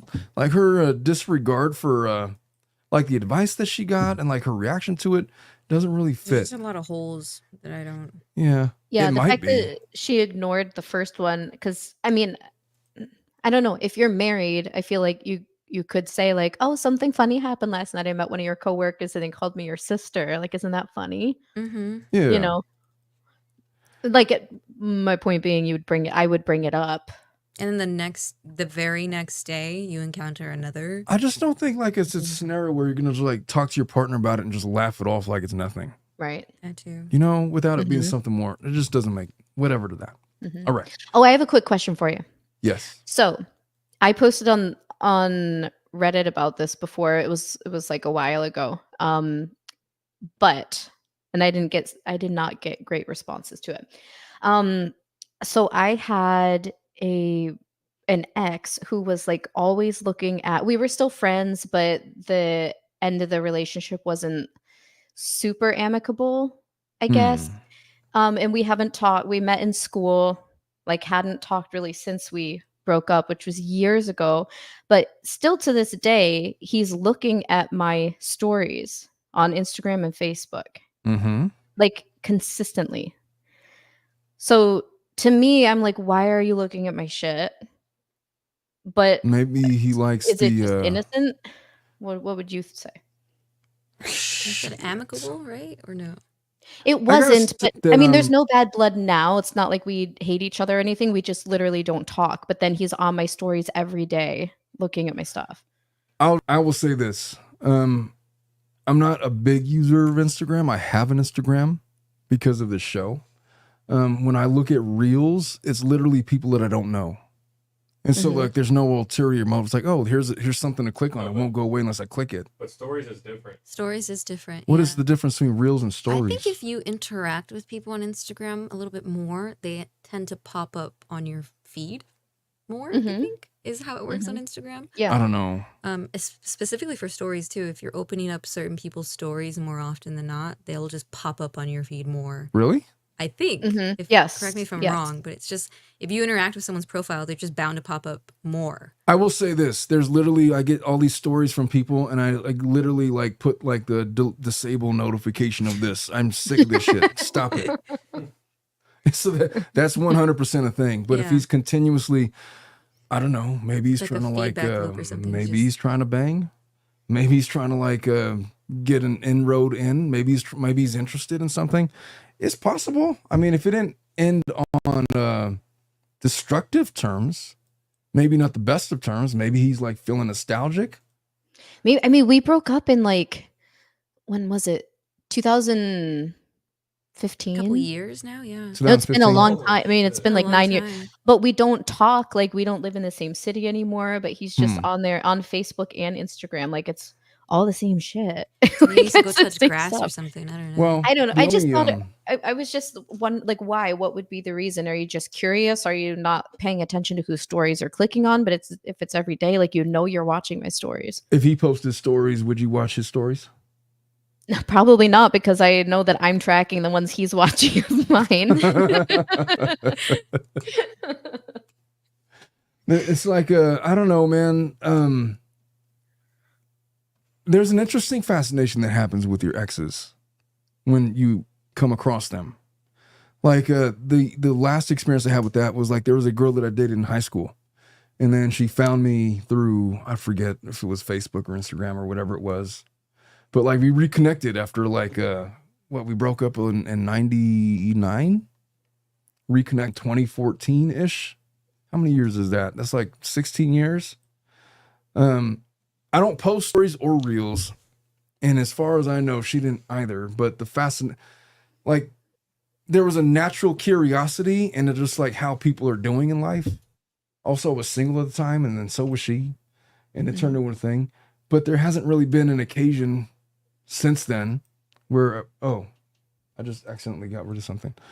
There hasn't really been an occasion where I've been interested in any of my exes, but I wouldn't really read into much of it if I've accidentally or purposely clicked on a reel, because a guy like me, I'll click on stuff just to make it go away. You know what I mean? Like, stop like alerting me about this. I get it. Done. Stop it. You know? Yeah, I think the natural curiosity is something that happens to everyone, but to do it every time, every day, Well, every story, It's a lot different if he responds to it. that too. No, he doesn't. He doesn't respond at all. He just watches. Does he like it? Is that No, nothing. No? Nothing. It's just watching. Yeah. Does he follow you? Yeah, does he follow you? We're friends on Facebook, and he has to follow me on Instagram. Oh, Then yeah. Could just be. Well, it's either innocent or it isn't. That's really the only two conclusions. But until he actually acts on it, then he's just like creeping on you on your. Maybe he doesn't know that you could. Maybe he doesn't know that you know. You know what I mean? No, it's true. So, like, some people don't know that. Like, you can see that some, like that people are who was watching your stories. Yeah. What is your overarching concern with this? It's not really a scenario? concern. It was just more like, I wonder why he's doing that. Well, And I didn't really Like, come is to there any something deeper conclusions. there? Yeah. Yeah, and Because I mean, I he- don't care if there is. I mean, I'm not interested in if there were, but it's just, I was just curious about, like, if that happened to you guys, like, what would you think? Well, I have had exes watch my stuff. I found out on TikTok because it tells you like who watches your stuff. But like not like reach out to interact. And to that regard, I feel like, well, look at that. He's doing really well, I guess. Yeah, You know? But the fact that they don't try to like communicate like leads me to believe like it's just like a curiosity. It's completely different if they're like trying to like, hey, it's been a long Right. time. Why don't we go out to, if you're ever in LA or whatever, That's completely different. So it could be completely innocent. It's probably completely innocent until they try to make contact, in which case it's innocent anymore. It's purposeful. Not even that they have nefarious intent. It's just that it means nothing until they reach a communicate. You know what I mean? Definitely. That would be my read on it. Yeah. Right or wrong. I don't know. Melissa, what do you think? If she's there. She's a complete... No, I'm She's here. I gone. was listening too. Oh. I have to agree with Omar. I am one of those people that would look at stories and I'm not even paying attention. I sometimes even lock my phone and I just let them go and go and go. So if somebody's like, "Oh, she saw my story," I'll be like, I was not paying shit of attention to you. I am so sorry." Like, don't take it You as started something watching meaningful. stories, got distracted, kept going. Yeah, literally. Or sometimes I just put them as like back noise when I'm doing something else and I'm just listening to Background the noise. person like tea. So yeah. So I wouldn't, in my case, regarding when my friends talk to me about that, like, "Oh, this person's like watching my stories and everything," I'm like, That's not a sign of anything. So just let it go." don't get excited. What, you want to talk Yeah, to the guy? exactly. Talk to the Don't get guy. Send him excited. a BM. Yeah, do not get excited. Exactly. That's what I would Unless he say. like puts a little flame on you, then yeah, he's watching. Right. A It's a little flame? heart emoji. Every story. What's the flame emoji supposed to mean? Fire. Like, oh, that's Fire, fire. yeah. Like, oh, what a cool story. What a cool post. Or what like does it even how mean? hot you look or Oh, something. how Yeah, hot, yeah. If exactly. it's like a selfie, something, it's definitely some intention there. If it's a selfie? All right. I feel so gross if I ever post a selfie now that I'm like a mom. I'm like, it's just a thing. I'm like, what am I posting a selfie for? Like, who wants to see that now? And what am I getting out of posting a selfie? It could be like one of those inspirational stories. Hey, look at how good I look post partum. Postpartum, yeah. What am I trying to say? Look at how good I look. This could be you if only you follow my 12-step plan. My 12-step regime. My You can 12-step unlock the course on my website now. All Post more right. videos. Step 1. Yeah. Step 2. Stream. Step 2, yeah. Pay an extra I'm fee to unlock step 4. going to do I'm going to do this one. Okay. They must be doing closing arguments on Boone. They must be. Anyway.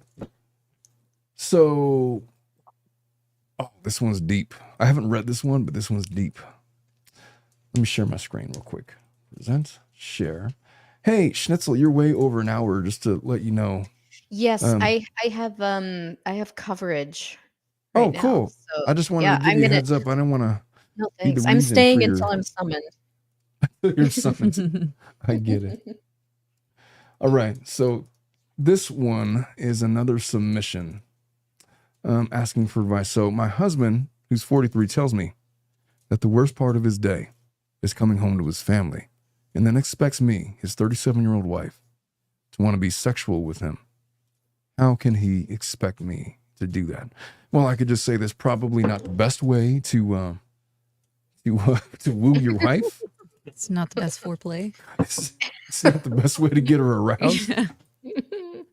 I mean, what are we going for here? Is it like what is it like what am I talking about? The pickup artist from like the 90s? It's like, oh, you got to neg her a little bit. That'd be like, where you got to neg? You got to talk shit about her so that she'll be like, it's like reverse psychology. It's like, you guys are stupid as fuck. What's wrong? You guys are idiots. Maybe he thinks that's the thing. I don't know. Anyway, so he says, how can I even possibly entertain being intimate or sexual with a man who tells me that he hates coming home to his family? We have 3 kids, and I know that he loves his job, and home is overwhelming, but I just can't get past it. Now, look, as a guy that goes home to a family, I understand what it's like to go home and know that as soon as you walk through that door, holy shit, it's going to be so many things. It's going to be so many things. Yeah, but you're not constantly telling your wife, "Oh, how much I hate coming home and This is seeing the you No, worst do part you of my day. never tell. Yeah. It's not, look, what do you want her to do? Like erase the kids and like, look, it is what it is, man. This is your castle. Go protect the castle. Shit is hard. Like the good things in life are hard. And how you deal with it is everything. So what do you want her to do? Like, why would you tell her that? I guess. Yeah. I agree. I know what it's like for it to be hard. I just don't co-sign on him vocalizing that to his wife and then saying like, hey, so now how about a little head? Come here, you. Come here, you, the worst part of my day. The worst part of my day. Yeah. Make it all better. So, all right. We have 3 kids. I did say that. I try and think about him sexual, and I'm just so turned off, understandably. Yeah.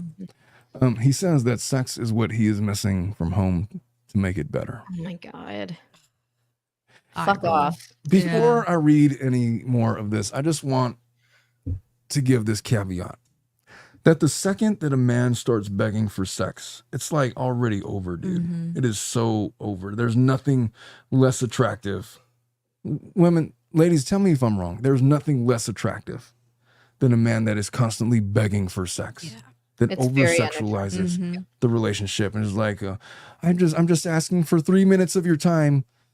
Like, What the fuck is this? Like, are we begging now? stand up, As- dude. I mean, look, there's a lot of things that I could say. If you feel like you're getting rejected, it's probably you're not getting rejected. It's probably there's a million things going on during a day. And sex and attraction and arousal are complicated things. Maybe stop begging for it. Maybe get your ass into the gym and turn into something that demands arousal. I know that's a weird thing to say, but like work on yourself. Like focus inward, focus on yourself and making yourself not part of the problem. Like the fact that he's begging for it constantly, there's no scenario where she's going to be, all right, fine. And like be excited about it. Like she's giving in because what is it, like her wifely duties? Because you Yeah. constantly remind her, like, how is that attractive to anybody? And he's trying to like almost manipulate her, make it say, oh, it'll be better. It won't be the worst part of my day if you give in. There is That's- nothing more unmasculine than doing that. Yeah. Dominic, never be that guy. I mean it. Don't ever be that guy. It's like all the way. Oh, Schnitzel, am I off? Am I wrong? No. All right. So with that understanding, let us proceed. I try and think about him sexual, and I'm just so turned off. He says that sex is what he's missing from home to make it better. It sounds ridiculous even typing. I have no idea what to do to try and make our marriage work at this point. What can I do to get him to understand my mental block on this one? There's an edit. So my husband is genuinely a good man. We both work. We both get home around the same time. I deal with the kids. He loves to cook, so he cooks us dinner. One of our kids is a toddler, so it's just constant supervision and attention. The dishes get done whenever they get done by either of us. The house is a mess. Neither one of us cares about that as a priority. I'll get cleaned eventually. But after all is said and done and we wrangle the kids together for the next 2 hours, we have about an hour or two left for ourselves. We have been sitting and watching TV or playing games. It's not intimacy. And I should try and be better. I would push back on that. Dominic, this is going to sound super gay. Disclaimer. Sometimes sitting there just to cuddle your wife is like the intimate thing to do. It's not all about, like the ultimate act. Like sometimes that's what your wife needs. Sometimes it might be what you need. And what your relationship needs. Mhm. Yeah, and what the relationship, and nobody should feel judged because of it. Yeah, that's intimacy right there. Yeah, it's intimacy is nothing more than a genuine interaction and understanding of one's lot during the day or in life, understanding of their emotions, and understanding that your partners are there for you and with you and for whatever you need. You don't need to give them an orgasm for them to accept you or vice versa. It's just sometimes about being there in the moment with them that, fuck, this is crazy shit, isn't it? We got a couple of kids and shit is hectic and it sucks, but at least we have this. It's all it's all for this, and maybe that's not even worth anything, but maybe it's worth everything. Yeah. Mm-hmm. But if it's constantly about whether or not you get to give her your mid average 3-minute missionary so you can get off, fuck off, dude.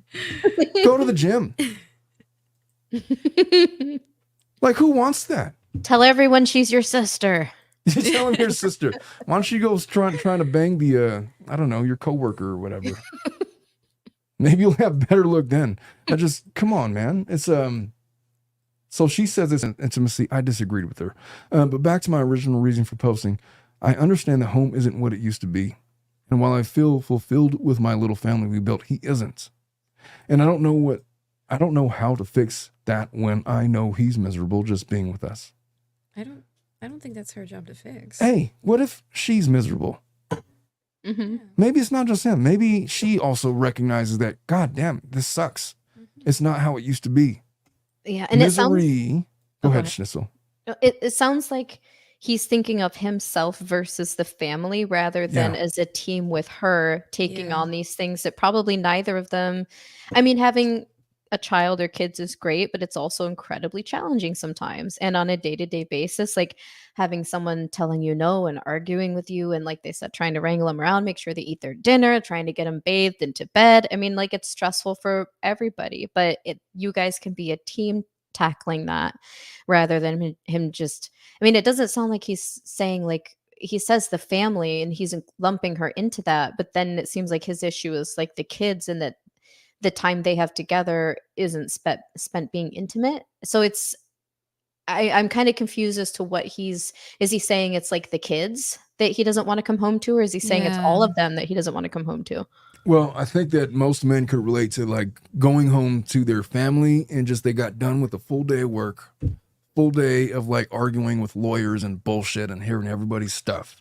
And now they're coming home and they're going to come home to like two screaming kids and maybe an after school story because the teacher called and said that your daughter is threatening to stab folks. And you need to have a talk about your daughter shouldn't maybe be calling people shitbags. And obviously, look, I literally had this scenario. Like, look, it sucks. It's a lot to deal with, but like, whose fault is it, man? It's nobody's fault. This is your life. These people depend on you. That your children depend on you to keep them alive and teach them lessons. Your wife depends on you to help with whatever. So like, yeah, it sucks. It's nobody's fault. You don't go and telling your wife that it's her fault for all of this and start making demands of her that you can't honor yourself. It's like, look, you're demanding all of this sucks. All right, well, fucking clean the dishes. How about that? Why don't you go trim the trees? Why don't you do this and that? You can't do all of that because of all of the pre-commitments that you have that drain you and wear you down. Look, it is a joint thing. Mm-hmm. That if we're going to raise a family together, it's going to be this joint task where it's really hard. It's going to feel really bad. Mm-hmm. And it's not going to be like when we were dating, when it's like, let's just go take a week off and go to Spain or whatever, or go to Italy, or just, you can't do all of that. All of your money is spent going towards like healthcare and medical care for the children and other stuff. And, the kids need shoes and the kids need this and that. And by the way, you don't have time to go on vacation because nobody wants to babysit your bratty ass kids. It's going to suck, man. It's going to suck. Mm-hmm. Whose fault is that? You don't go vocalizing that. The leader of the team doesn't go vocalizing how shitty things are right now because there's still things to be done. Like, yeah, it sucks. So And are she's you in or are working you out? too. Like she's at work all day too, dealing with stuff. Yeah. Even if she wasn't, like she's still dealing Right. with, look, being a stay-at-home mom is a full-time job and I couldn't do it. Yes. Mm-hmm. I 100% could not do it. No effing way. We ended up hiring a nanny because my wife wanted to work because of her mental health. Like it's nice to be able to talk to adults every now and then. Yeah, Right. of Right. And course. that's something that I've said because my work is not a 9 to 5 job. So it's anyway, so I've been very much a stay-at-home mom for the past 4 years in many senses of the word. Yeah. So yeah, anyway, I relate to a lot of that. I forgot the exact thing I was going to say about. Well, when I we've spoke seen of how it. Schnitzel gets down on Friday evenings. There's a reason. It's Friday, bitch. It is what it is. I'm saying what I said. I said what I said. So look, man, it's you could think that, wow, this really sucks, but to blame it on your wife and to demand that she like gives you head and pleasures you, like what the fuck is that? Yeah, I know. What is that, dude? And like it's just the most pathetic thing that a man could do is like constantly beg for sex. Like sometimes I watch these TikToks and about like relationship advice, and all of these guys like, yeah, I just gave up asking for sex because she's just gonna say no, and so whatever. It's like, you are such a cuck. Like, what is wrong with you? Why don't you go to the gym? How about get yourself in shape and start like turning yourself into a thing? I'm not trying to be judgmental of men. I'm just saying the way to handle adversity with your family, that you're supposed to be in a leadership position because you and your wife share leadership positions in a relationship, in a household where you're raising children, is not to say, fuck, everything sucks, suck my dick. Maybe that shouldn't be the move, right? Like, I apologize for being so crass. Mom, I hope you're not listening. But it's true. I mean, it's like the most blunt way you can say like what's happening here. yeah. I don't know, man. It's like, you know, there's a lot of things I could say. I'm editing myself a great deal. And it's also the way you express it to your partner. Yes. You know, you can say like, I'm really missing the intimacy we once had. What is intimacy to you? What's intimacy to me? What kind of intimacy do I want and need? Yeah. And look, there's oftentimes during the initial years of raising children that there's going to be a disconnect there. Like what your wife needs versus what a man needs is not always going to be aligning. Yeah. And sometimes she just needs to know that you're still attracted, or you still care about her, that you're still on her team, without you being all pissed off all the time because you haven't had an orgasm in however long. You know, not everything has to be boiled down to sex. Like it's about all of the other things. Yeah. Imagine a life where you have defined your relationship with your significant other as interactions between genitals. And It's a whether or not hookup. they've been serviced. It's a hookup. Look, you could find that anywhere, but you have invested your entire self into your partner. And it is what it is. Look, some people don't know what that means. But when you're in it, you're going to react a certain way. And it really sucks that most people figure out who their partner is through adversity while they're in adversity. And now there's really no way out. And so I should continue before I get too far off the track. So where did I leave off? He's miserable just being that it isn't satisfying even a part of him to be so drastically miserable. Yes, I think he's an ass for this, but I'm not going to leave him over it. I could tell you that if my sister came to me and said that her husband was saying stuff like that to her, me and him would have a different conversation. We just would. It's like, what the fuck is wrong with you? Are you not the father of these children? Or are you not the husband of this marriage, of this relationship? Is that not the life you chose? Yeah. What do you want? Whiskey and whores and the Charlatan Knights?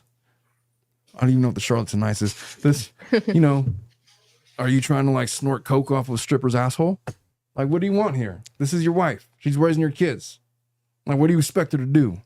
She's keeping your children alive while she isn't servicing you. Like, obviously, I would feel super weird getting involved like that. If my sister asked me to, I would. I'm just saying. I'm just saying, man, from a male perspective, it's, I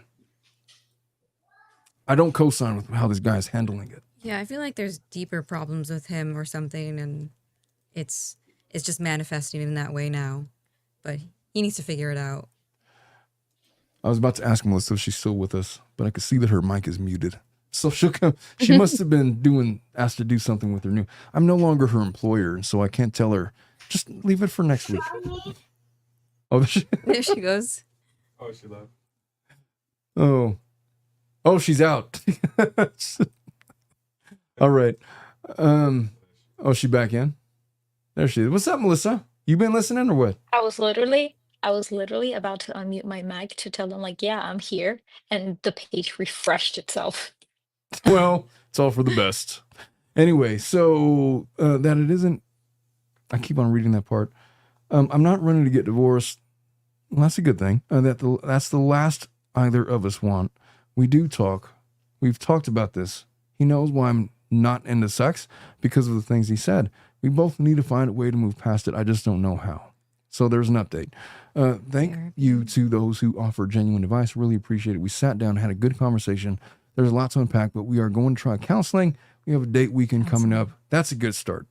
Hopefully we can rebuild those of you that jumped right to divorce, I can't do that without knowing I've tried everything. I can tell you, the family law attorney, that you shouldn't just jump to divorce. Why don't you all try counseling? Because most men are unprepared for marriage. Like 90% of men are just not ready for what this is. Look, as a single man, you have full access to the entire universe of women that are ready at your disposal. Not that they're all going to participate. I'm just saying, you can try your hand at whoever you want without penalty, and the odds are, the math says, you'll probably be successful most of the time on a regular basis. If you choose to buy the farm with a young lady and get married to her, there's responsibilities to it. It's not always going to be good times and sex and like whiskey and whatever, and going on vacations and all. When you have kids, that's over. It's over. It's over. It's not over forever, but it's over in that you just get to do whatever you want, whenever you want. You've moved into a different phase of life. And most people, when they marry, they don't understand that. And then unraveling it is so, God, imagine he wants a divorce because she's not giving him head every night, or she's not doing that thing, or she's just not interested in sex. All right, well, good. Now you're going to be a part-time father. Somebody's going to have to be the primary parent. Somebody's going to be paying child support, maybe alimony, depending on how long they've been married. We're going to have to, what are we going to do with the house? We're going to sell the house and split the proceeds. Where is the mother of your child and the children going to live? Mm-hmm. Where are you going to live? You're disrupting, you're tearing down an entire castle that has ramifications that you have no idea what you're doing. You're setting you're putting in motion a whole wave of circumstances. You're destroying two families and putting them at odds with each other because now you're having to co-parents separately as opposed to together because she wasn't interested in you sexually because she was exhausted. If you don't try counseling, at the very least, you're an idiot. Yeah. I'll divorce if you really want to, but you're not going to like how it goes down. Because now, as opposed to trying to fix everything, you guys got married to each other. You guys have certain opinions of each other. You're not terrible human beings. But now, because you guys are fighting over custody and visitation, you're going to try to paint the other as a terrible human being. Oh, well, he smokes weed. Well, she does crack, or she's a whore. And I don't know all these men she's bringing around. And he doesn't even have time for the children. He does whatever. And it's going to be this whole It's going to turn fight. real ugly. Real fast. Mm-hmm. Real fast. Or just go to a counselor and figure out how to navigate your new sexual reality. It's probably cheaper too. I will say, go ahead, Schnitz. I'll say personally, like my husband and I have been trying to navigate this whole thing too. Where it's like, who initiates, like basically he gets in his feelings about how it's not just as natural as it used to be. And I'm like, it's just not the same. It's not the same as starting a new relationship. It's not the same as just being boyfriend and girlfriend and not have, or what, that doesn't even matter, but not having a kid, say. And things just are different with that. And then every kid's different. Like some take more attention and more energy than others. And then when both people like are working in whatever way they are during the day and you come home at night and you are both tired and stuff, like it's a thing. I think you have to find a new normal together and what works for the both of you. Yes. Because it's not even the sex. When you have it, it's not going to be the same. Mm-hmm. It's just not. Like, what if like halfway through, oh, she's injured now because she got a cramp. And so, you know what? It's over because she's whatever. Or the kid wakes up. Or the kid wakes up, or somebody or that walks in, God forbid. Right. Which has happened. That's happened to me before too. With we got the locks on the doors. Right. We didn't. That was a miss. Yeah, but even just like a couple weeks ago, like I thought our son like had woken up, and so like finished up quick, and he ran into the bedroom and he had laid down already, and I was like, sorry. So it's just so different. And as like my brain is so, I used to be very sexual. It used to be probably like my number one love language, and now it's probably 4 or 5. Not that I like don't want it, but it's just my Priorities, they shifted. yeah, my priorities have shifted. Exactly. Well, there's something that happens to a woman when she has children. Like she goes into like mothering phase. And just priorities shift. Like you spend like all of this time trying to get pregnant, and now you're pregnant, now you have children, and now you're like nesting and like nurturing children, and just like the priorities are different. Not that you don't enjoy sex, it's just that, like you said, it's now like 4 or 5 on the list, and it's never going to be like when you were in your 20s, Right. or when you just first started dating, or whatever. It's going to be a different thing, and there's going to be adjustment on all sides. It has to be. Crystalline Turner says, as someone who craves physical attention, I think we should understand that people do have needs, and sometimes sex is one of those. Yeah. And so the question is, how do you meet those needs in the context of all of these other needs that have arisen that were never contemplated before you had kids? Now they're there. You got to keep the kids alive. You might really want to have sex. You might really be starving for it. What if you're just exhausted because like you've been like dealing with children for 12 hours a day, and like it's been, maybe you've had a day, maybe the kids are fighting, maybe you got like a bad note from the teacher, maybe she was like having a meltdown because he took away her iPad or whatever, or her video game or whatever. Maybe you're just exhausted and you really want to have sex, but you're not physically able because you're just mentally exhausted and you can't, and it's not going to be enjoyable, and it's going to feel like an obligation. These are all new variables that you've never had to deal with before. It's difficult. It's difficult. And it requires a lot of grace of your partners. Because if you're expecting as a husband, your wife to turn into like freaking porn star over here, because that's what you're used to or what you're craving, but she's been changing diapers all day and maybe has pink eye, allegedly, because of bullshit that's going on. Literally, my son has pink eye right now. That's so funny you said that. Exposed the territory. It's something happen. What are you gonna do, man? It happens, literally. And so, hey, the desires might still be there. The ultimate desires might still be there. Just the variables are different. And it's incumbent on both of you to figure out how to work it out, because the alternative to that is you're going to end up in my office and I will divorce y'all and nobody's going to like it. And it's going to suck for the kid. It's going to suck for you and for him. It's just nobody's going to win in that scenario. And so, look, figure out a way to make it work. I know that's easy to say. You just have to understand that the equation is different. It's just different. And now is the part of your relationship where you have to have grace and compassion and empathy for your partner, the same way that she has to have, or he has to have for you. Because if you don't, then divorce is inevitable. Yeah. It's really easy to get divorced. It's really hard to stay together. Yeah. What's the divorce rate at now? Like 52%? It's over 50%. Yeah, something like that. Remaining married requires being able to function through adversity. The sad part about that is, in our oversensitized woke culture, it's becoming less of a thing that people are able to navigate adversity. I don't even know if that's true or not. I feel like it is. I feel like people are becoming softer. I feel like people are starting to subscribe to this idea that, you know what?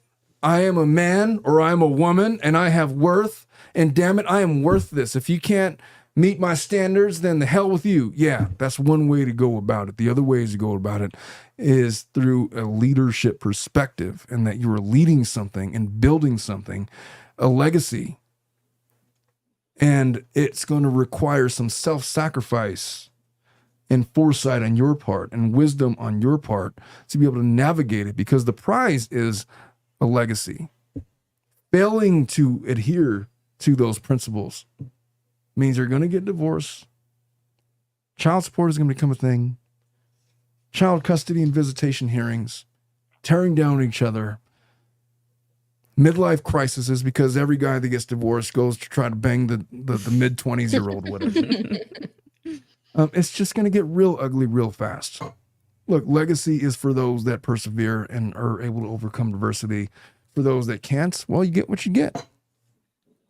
Good luck being the 60-year-old guy in the club trying to bang the 30-year-old or 20-year-old because whatever, you thought it was going to be so much better. Hey, newsflash, you don't look like you did when you were 27. Aren't there less people getting married nowadays, though? Oh, for sure. Yeah. Because good. Because of that, yeah. which is not a bad thing. You're less right. divorces. Yeah. Sure. So anyway, that guy's a dick. Let's move on to the last one of the day, and then we will wrap it up. I'm going to try to get it done in 15 minutes. What do you think the odds of that? Schnitzel, why don't you read this one? Okay. And I was going to ask accused you a of question about my friend, but I Sure. can save it for another day because it's going to be longer than like just probably a minute. Nah, if I could do it now, we're already here. So I'll try to set this up correctly. So my friend has a wife. They're both women, and her wife has all of a sudden over like the last 6 months said they have they have 2 kids together. Biologically, they belong to my friend's wife, but they're both the legal parents. They did like a sperm donor. She's a Anyway. putative parent. Yeah, One is biological, the other is putative. that's right. Is that the term? I totally knew that. That is the term. So my friend, her wife over the last 6 months has said, I'm leaving you. I want a divorce. She's moved out of their home. She said that, not that this matters, but she said that she's not dating anyone. However, she moved into, not in the same apartment, but it's in the same, like, it's a mansion apparently that's split into like Airbnbs. The friend works for Airbnb. And so she like, I don't know. Anyway, but the person is one of her son's classmates' moms. And she's been like spending all this time with her and stuff. So it looks, there's something's going on there for sure. Whether it's like Okay. physical or just emotional, mental, not sure. So long story short, my friend's ex now, they're going to start doing the legal proceedings for the divorce. Neither one has filed for custody of the kids yet. They're trying to use like a mediator to figure out the visitation and stuff. Yeah. But the ex is the contentious one. She's the one who's keeping the kids for longer than she should, not returning them on the agreed upon days and times, trying to get them for longer when they've already made schedules. Apparently she's telling my friend that she's going to tell the court like my friend isn't fit to be the parent, that she's going to file Sure. for full custody, that she left the stove on, or like the stove on one time, or she was on her phone when she was watching the kids. Just, I mean, stuff that I think is like complete bullshit. Like What state are we in? Pennsylvania. Okay. So my wonder is how as my friend, the one who's trying to be amenable and do what she should, but you're dealing with someone who's contentious and Your friend is not the biological parent? no. Okay. So how would you recommend someone in her position? Obviously, I'm not asking you for like legal advice, but what would you recommend for someone like that who's dealing with a contentious person? Oh, that's like that's a pretty average custody case that I deal with. Everybody thinks that the other parent is unfit. Well, And so you she's gotta okay imagine. with 50-50 custody. She's like, I'm fine if we split them. Like, I want them to have time with their other mom. That's fine. But the other, her Of ex, course. this one is, yeah. I'd imagine. So she has parental rights. For example, in the state of California, she would be considered a putative parent, which would give her all of the parental rights as a biological parent. And the standard for that is she has held herself out as the full-time parent. To the universe, it appears like she's the full-time parent, but for biology, she would be the parent. And there's nobody else in the picture. She would qualify for that, so she would get visitation rights. I'm 100% certain the biological parent is trying to phase her out of it. Yes, that's what it So- seems like, yeah. Yeah, there's a standard in California. I don't know what it is in Pennsylvania, but most states subscribe to the idea that they're going to do what's best for the children.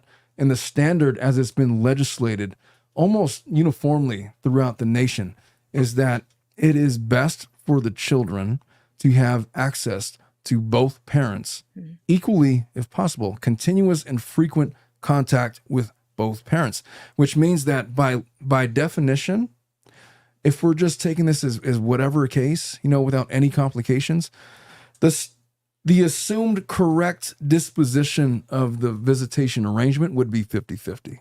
Mhm. And the only reason we wouldn't do that is because, well, work schedules don't allow for it. Maybe geography doesn't allow for it or whatever. But the other way you get around that is by accusing the other person of being a dangerous parent. Mhm. It's not enough to say bad parent, because bad parent means a lot of different things. For example, in California, they really don't give a shit about what your opinions are of parenting skill or behavior, so long as that child is safe. In other words, so long as there's not like a substance abuse issue or a child abuse issue or a child neglect issue, we're going to assume that it is best for the kid to have as many frequent and continuous visits with both parents as possible. So she's trying to say that, oh, she left the stove on, she left, or whatever it is that he said. On He her said she left phone, like yeah. texting on her phone when she, like, who doesn't do that? I've had parents try to say that, oh, he doesn't even know how to change diapers. And they just be like, I mean, there's instructions on You the can box. learn. Mhm. It's not that difficult. So you can't just say in your opinion, you're the better parent. That doesn't mean much. And so it has to be some material affect, some material variable that somehow places the child in peril. And if it's just a difference in parenting styles, that's not enough. For example, I had one mom try to get sole physical custody of the child and put the dad on supervised visitation because she said that he was coaching his football team, the son's football team, and he was mean to him and saying mean things to him, and it affected him negatively. And I had to tell her, it's like, look, y'all have different parenting styles. If you want me to tell the judge like he yelled at him in football practice in front of the team, that's not going to carry the day. Is there something else that you're not telling me? She's like, well, no, I just thought it was mean. It's like, okay, but that's your subjective opinion. Mhm. Like, and how does that put the child in danger is the question that she couldn't answer. Mhm. And when she said, well, I guess it doesn't, then she no longer required my services. Because I told her, it's like, look, I'll take your money if you want me to. But the reality is you don't have enough to get a judge to grant what you're asking for, which is full custody, supervised visitation of dad. That's ridiculous. What, because he was mean to him in football practice? What are we doing? Mhm. What are we doing? So in this regard, she has concerns about your friends' parenting styles, but nobody made her the official czar of what good parents and bad parents are or how they're defined. And so therefore, unless she can prove abuse, unless she could approve child neglect or substance abuse or some other thing, then she's going to have a really tough road convincing a judge that she should be the primary parent for one, and for two, that she shouldn't have any visitation of her, she meaning your friend, because she left the stove on or whatever you said. Mhm. So to that regard, so long as your friend can establish that she actually is a putative parent, she shouldn't have any trouble getting a normal visitation schedule with the child if that's what she wants. Mhm. Now, if there's actual evidence of her parental neglect or abuse, that's a different thing. But to the extent that it's just these theories that the biological parent has, that's not going to rule the day. Mhm. That's my question. Well, that's my answer to your question. And I will leave it at that. Is there any other variables that I missed? I don't think so. My friend also has like a schedule similar to mine where like she's gone for weeks at a time, sometimes for work, and then she's home like 4 weeks at a time. Yeah. And her partner is like very much a 9 to 5. Well, then what she's going to want to need is like, what is your most normal schedule? And we'll make orders based on that, and we'll have to make provisions for the exceptions when she's working for 4 weeks at a time. Mm-hmm. And then like the mom, like how would her mom, because the ex is trying to say, well, your mom had, it wasn't like a heart attack. It was some health thing that happened one time, and it was like 6 years ago. And the ex is trying to say, well, your mom's not fit to watch the kids because like she had this health thing, and it's not Bring like your actually, fucking expert to testify that she's somehow not healthy to supervise children. If she doesn't have that evidence, then she's not going to go very far with that argument. Mm-hmm. I mean, it could be legitimately I don't know, maybe she had like a heart attack 6 years ago, but she's recovered. Right. Unless she has a doctor come in to testify that that's still a danger, that she should not be left alone with children, then she's not going to get very far with that argument, is what I would imagine.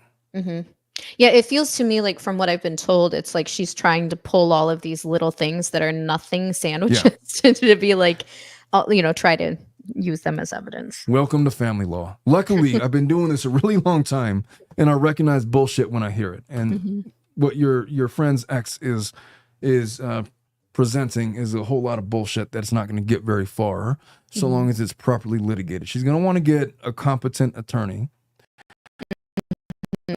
because a competent attorney will be able to recognize that and make it crystal clear for the judge. Because, hey, newsflash, judges don't always know the right thing. They have to be directed by a proper attorney. So she's still going to want to get an attorney on this case. But I'm not concerned about whatever it is that your friend's ex is trying to accuse your friend of, is what I would say. Good. Okay. And she did just get an attorney, and the ex has one, I guess, who's like really like well renowned in the area. Oh, fuck off with all of that. You know what I think about that? My ex just got this really good. Fuck off with your good attorney. Give me a break. It's the law's the law. Tell them to meet me in the court. We'll figure out. We'll figure it out from there. Do not be persuaded by claims of good attorneys and this and that, because at the end of the day, the law's the law. What are you going to do? You can't change it. It is what it is, and the facts are the facts.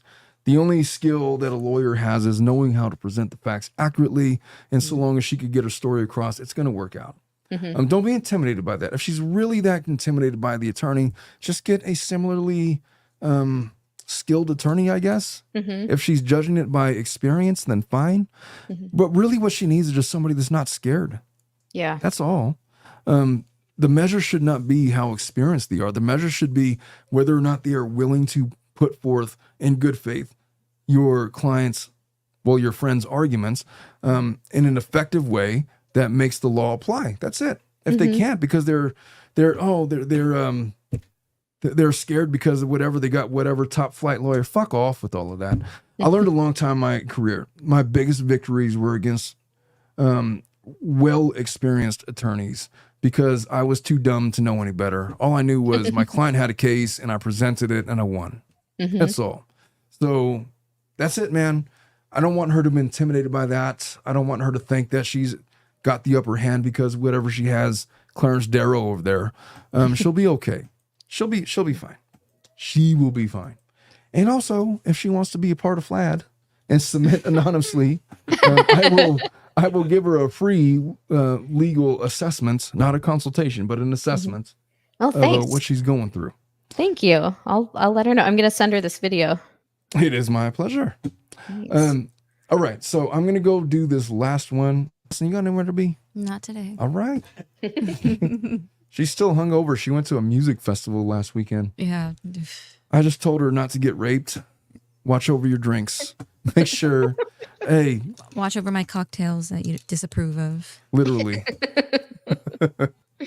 Who puts espresso with the cocktail, man? What is that? What is that? I've personally never had one. I just know it exists. All right.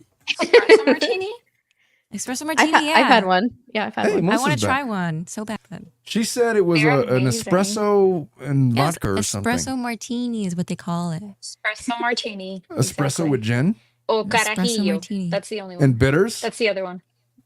Yeah. with a maraschino cherry. I don't know. I've never had an espresso My martini. I don't know Mine the didn't have a ingredients. cherry. You Mine don't was put like a maraschino like a cherry. chocolate one.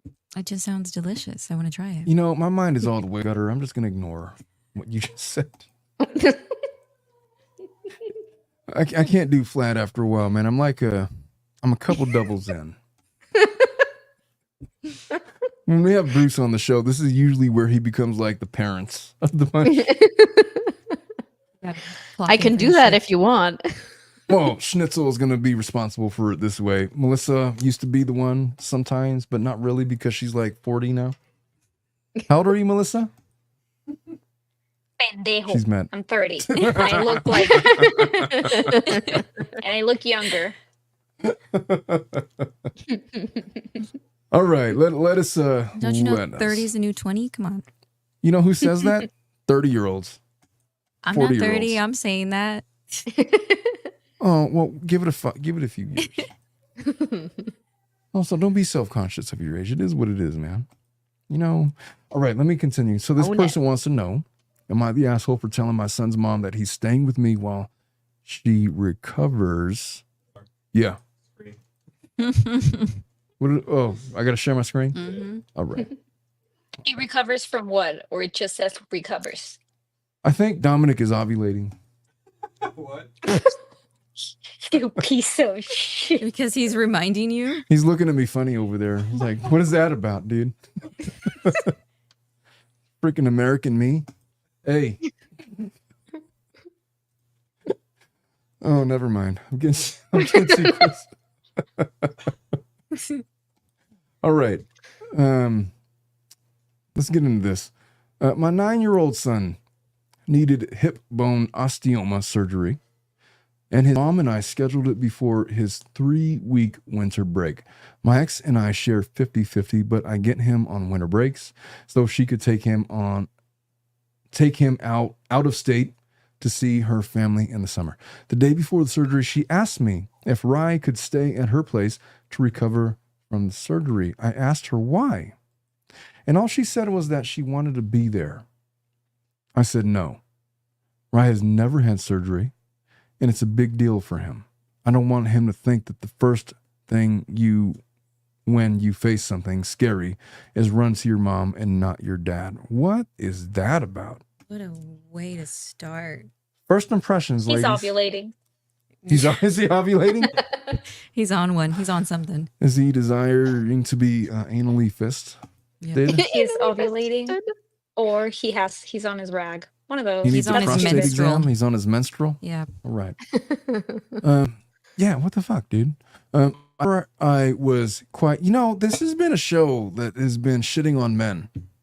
I try to stay away from these kinds of shows where it's like overly in favor of one gender or the other, but this one has been particularly nasty to men.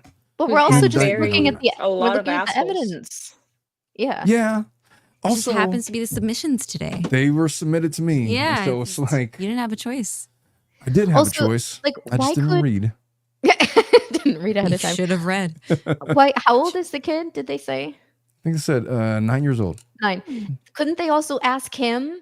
Like if he's the one having the True. surgery, I feel like Yeah. he's old enough to say like I'd want to stay at mom or dad's house, and the parents work together and be like, Yeah. well, if he wants to stay at mom's house, well then the dad can say what can we work on, time wise, so that I can come and spend some time with him too, so he can see both of us. The problem is that he's trying to be like the gatekeeper Mm-hmm. of parents. Yeah. And what we call that in family law circles is parental alienation, Mm-hmm. Mm-hmm. which in California is grounds to lose custody of your child because Oh, wow. it's that damaging to the parent-child relationship that you would alienate one parent from the other. In California, there's a rule. It's like we are going to award primary custody to the parent that is more apt to give the other parent access to the child. If you're going to act as gatekeeper, then you maybe shouldn't be the primary parent. Mm. I've got dozens of cases like this right now. And it's well established case law that these kinds of parents should not be the primary parent. So Yeah. that's my nerdy analysis of it Mhm. before I get into the more salacious stuff. All right. So the day before the surgery, I read this, didn't I? I told her I was quite insulted by her request. What the fuck? Let me take a deep breath. Ladies, Melissa, Jocelyn, Schnitz, Dominic. Oh my god. What? Nothing. Would you Keep going. would you feel offended or insulted if your ex, who is the mother or father of your child, wanted to be with your child during recovery phase from some kind of major surgery? What would be No, the I insult? wouldn't be offended. No. Why would I? Yeah, why would I be offended? Offended or threatened? Is that the correct word? Threatened. I feel like he's threatened. He could feels be- he could- emasculated. Yeah, he probably feels threatened. Threatened seems to be the correct Yeah. word, doesn't it? Yeah. Yeah. So when he says that he feels insulted, what I'm reading is he's feeling threatened. Yeah. Are we on the same page with that? Yeah, and I'm- I think, like you said, he's trying to be the gatekeeper, and he's like, "But this is my time." He's being selfish about it and not thinking about he's- the kid. He's not thinking about the fact that 100% it's not thinking about the major kid. surgery, Yeah. right? So found himself by request. Plus, he was going to need help getting dressed, undressed, and bathed for the first couple of days. And I highly doubt that he'd be comfortable having his mom do that. What? Why? All right. This is like too real. This is like every case that I have. Every parent tells me this kind of stuff. And I tell them, look, it's like you're not the only parent here. He's got two. He's got a mom and a dad. You're not the king of parenting ideas, philosophies, whatever. I'm assuming that she's not going to be changing him in and out of his underwear. Like if she wants to like dress him in like his whatever cast that he's going to be wearing or his clothes, it's not going to be like this weird effing thing. Also, ask him, would you feel comfortable with your Ask mom? the child, yeah, which I'm sure he Yeah. would have been at 9 years old. Yeah. 9 years old is still a baby. Like literally 5 years ago, he was like playing with I don't know what do toddlers play with, like those Blippy. Blippy. Toy trains. I know too much about Blippy. I'm my an God. excavator. Yeah, watching Omsum and all of that, and my daughter got really obsessed with black holes because of Omsum. Omar, that doesn't sound right. Black holes. Well, why don't you get your mind out of the gutter, Melissa? It is a very not in the gutter TV show called Omsum. But also, Jesus. he's old enough to know if he would feel comfortable Yes. with his mom dressing him. He's old enough to know where he'd rather recover. And 9-year-olds, gosh, 9-year-olds are babies. Of course, he's going to feel comfortable with his mom, helping him with his mom. You know, the more nurturing of the two, just by nature of male and female. Women tend to be more nurturing than men. And that's I on agree full with that. display by this guy's feeling threatened by his wife or ex trying to come in to comfort her child. Okay, so I told her no. He's having surgery, and I'm taking him to my house when he's released. I don't care if she's in the operating room. She then asked if she could see him at my place, and I said no. The agreement is that we have scheduled FaceTime with him when he's at the other parent's house. I don't want my ex-wife in my home anymore than she wants me in hers. If the shoe was on the other foot, then I'd understand whether I liked it or not. Okay, so he's saying two different things. 100% he's justified in saying, I don't want my ex in my house, especially like he's got like a current wife.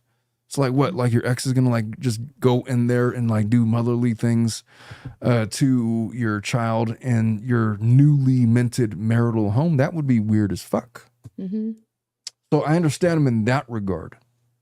But it's the draconian nature of which he's imposing his ego in this case that is bothering me.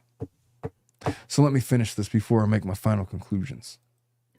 I held firm, and things have been tense between us ever since. Personally, I don't care because I'm not apologizing for not giving her what she wanted. There's an edit, so no, my son doesn't get to decide who he gets to stay with and when and for how long. That's why there are custody agreements. This guy's a fucking asshole. Honestly, this guy could... I was going to say something really harsh. This Kick rocks, reminded me of a motherfucker. client that we had that he wanted like to be the absolute first parent, and he hated that his children liked their mom. Oh my god. Now, what happened with that client? We stopped representing him. Exactly. Because, look, I give legal advice. I'm not here to judge people.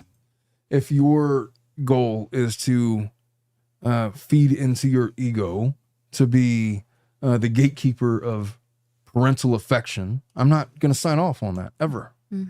Ever. And what it sounds like is this guy is, you know what? Custody agreements are there for a reason. What that sounds like to me is parental alienation. And for what purpose? Now, look, we could litigate this if we want to. It seems like such a stupid thing to litigate, doesn't it? Kid got a surgery. Now we're going to have a trial because you want to say that mom can't comfort son post-surgery. That's what you want to spend thousands of dollars with? That's what you want to. I And then No, it no, could backfire on him too if the kid like resents him. Say if Oh, the it can. kid's like, I want my mom, and he's like, no, it's not your time to see you. It's not her time to see you. And then the kid's gonna remember that. Well, there's no doubt that what he just said. My son doesn't get to decide who he gets to stay with and when and for how long. That's gonna have so many ramifications. He doesn't get to decide. Of course he doesn't. He But he also has desires to see his mom. Is it a good idea to block mom from access to the child because, oh, the custody agreement is there for a reason? Fuck off, dude. Fuck all the way off. Like, what are we doing right now? Like, who are we appeasing? It seems to me like he's the one that feels threatened by this. He obviously has very real feelings of disdain towards his ex. This has nothing to do with his son. Yeah. His reasons for wanting to keep mom away from son have nothing to do with his child. I'm going to go out on a limb and I'm going to say that this is one of those guys that would come home to like the worst situation possible. Oh, my life is so terrible. My wife won't have sex with me. She won't give me head. My kids are crying and screaming. And then she found a boyfriend because somebody was like willing to, step up for her in her time of need. And she ended up cheating on him. They got divorced and he's got feelings about it, whatever. He's one of those guys that would complain about postpartum wife not fulfilling his sexual desires. And therefore maybe he goes, tries to bang the secretary or whatever. And now here we are. And I'm just going to go on a limb and say that the 9-year-old probably favors being with mom more than dad. And he's really insecure about it. Like he already knows this, and Yeah. And like, this is your new family here with like my new wife and me. Yeah. All I'm saying is if I was a judge and he's promoting these ideas that these are the reasons why mom can't comfort her child, none of these are child-centric reasons, which would lead me, all I need to believe that under Family Code 3027B1, he cannot be the primary parent because we're supposed to give, obviously, I don't know if this is a California case. I'm just saying that if he's not going to be the parent that is going to be willing to give access to the other parent, then he should not be the primary parent. If I was representing him, I would say, you need to get your shit together because you're going to end up losing primary custody of your child. What are you doing? Like, what is the real reason you don't want to have her around? What harm is being done? There's a whole 9-year-old child in the midst of this, and they're being penalized because you got cucked like 5 years ago. Fuck off, dude. All right, that's my analysis. Yeah, the guy's the asshole. Agreed. He's a lot. He's a lot. And it worse says than right there, everyone else thought he was too. that. Everyone else. Did it say that? Where did it say Yeah, that? up at the top Oh, at the top. in red, asshole. Oh, yeah, they asshole. labeled him asshole. Yeah, Asshole. Yes.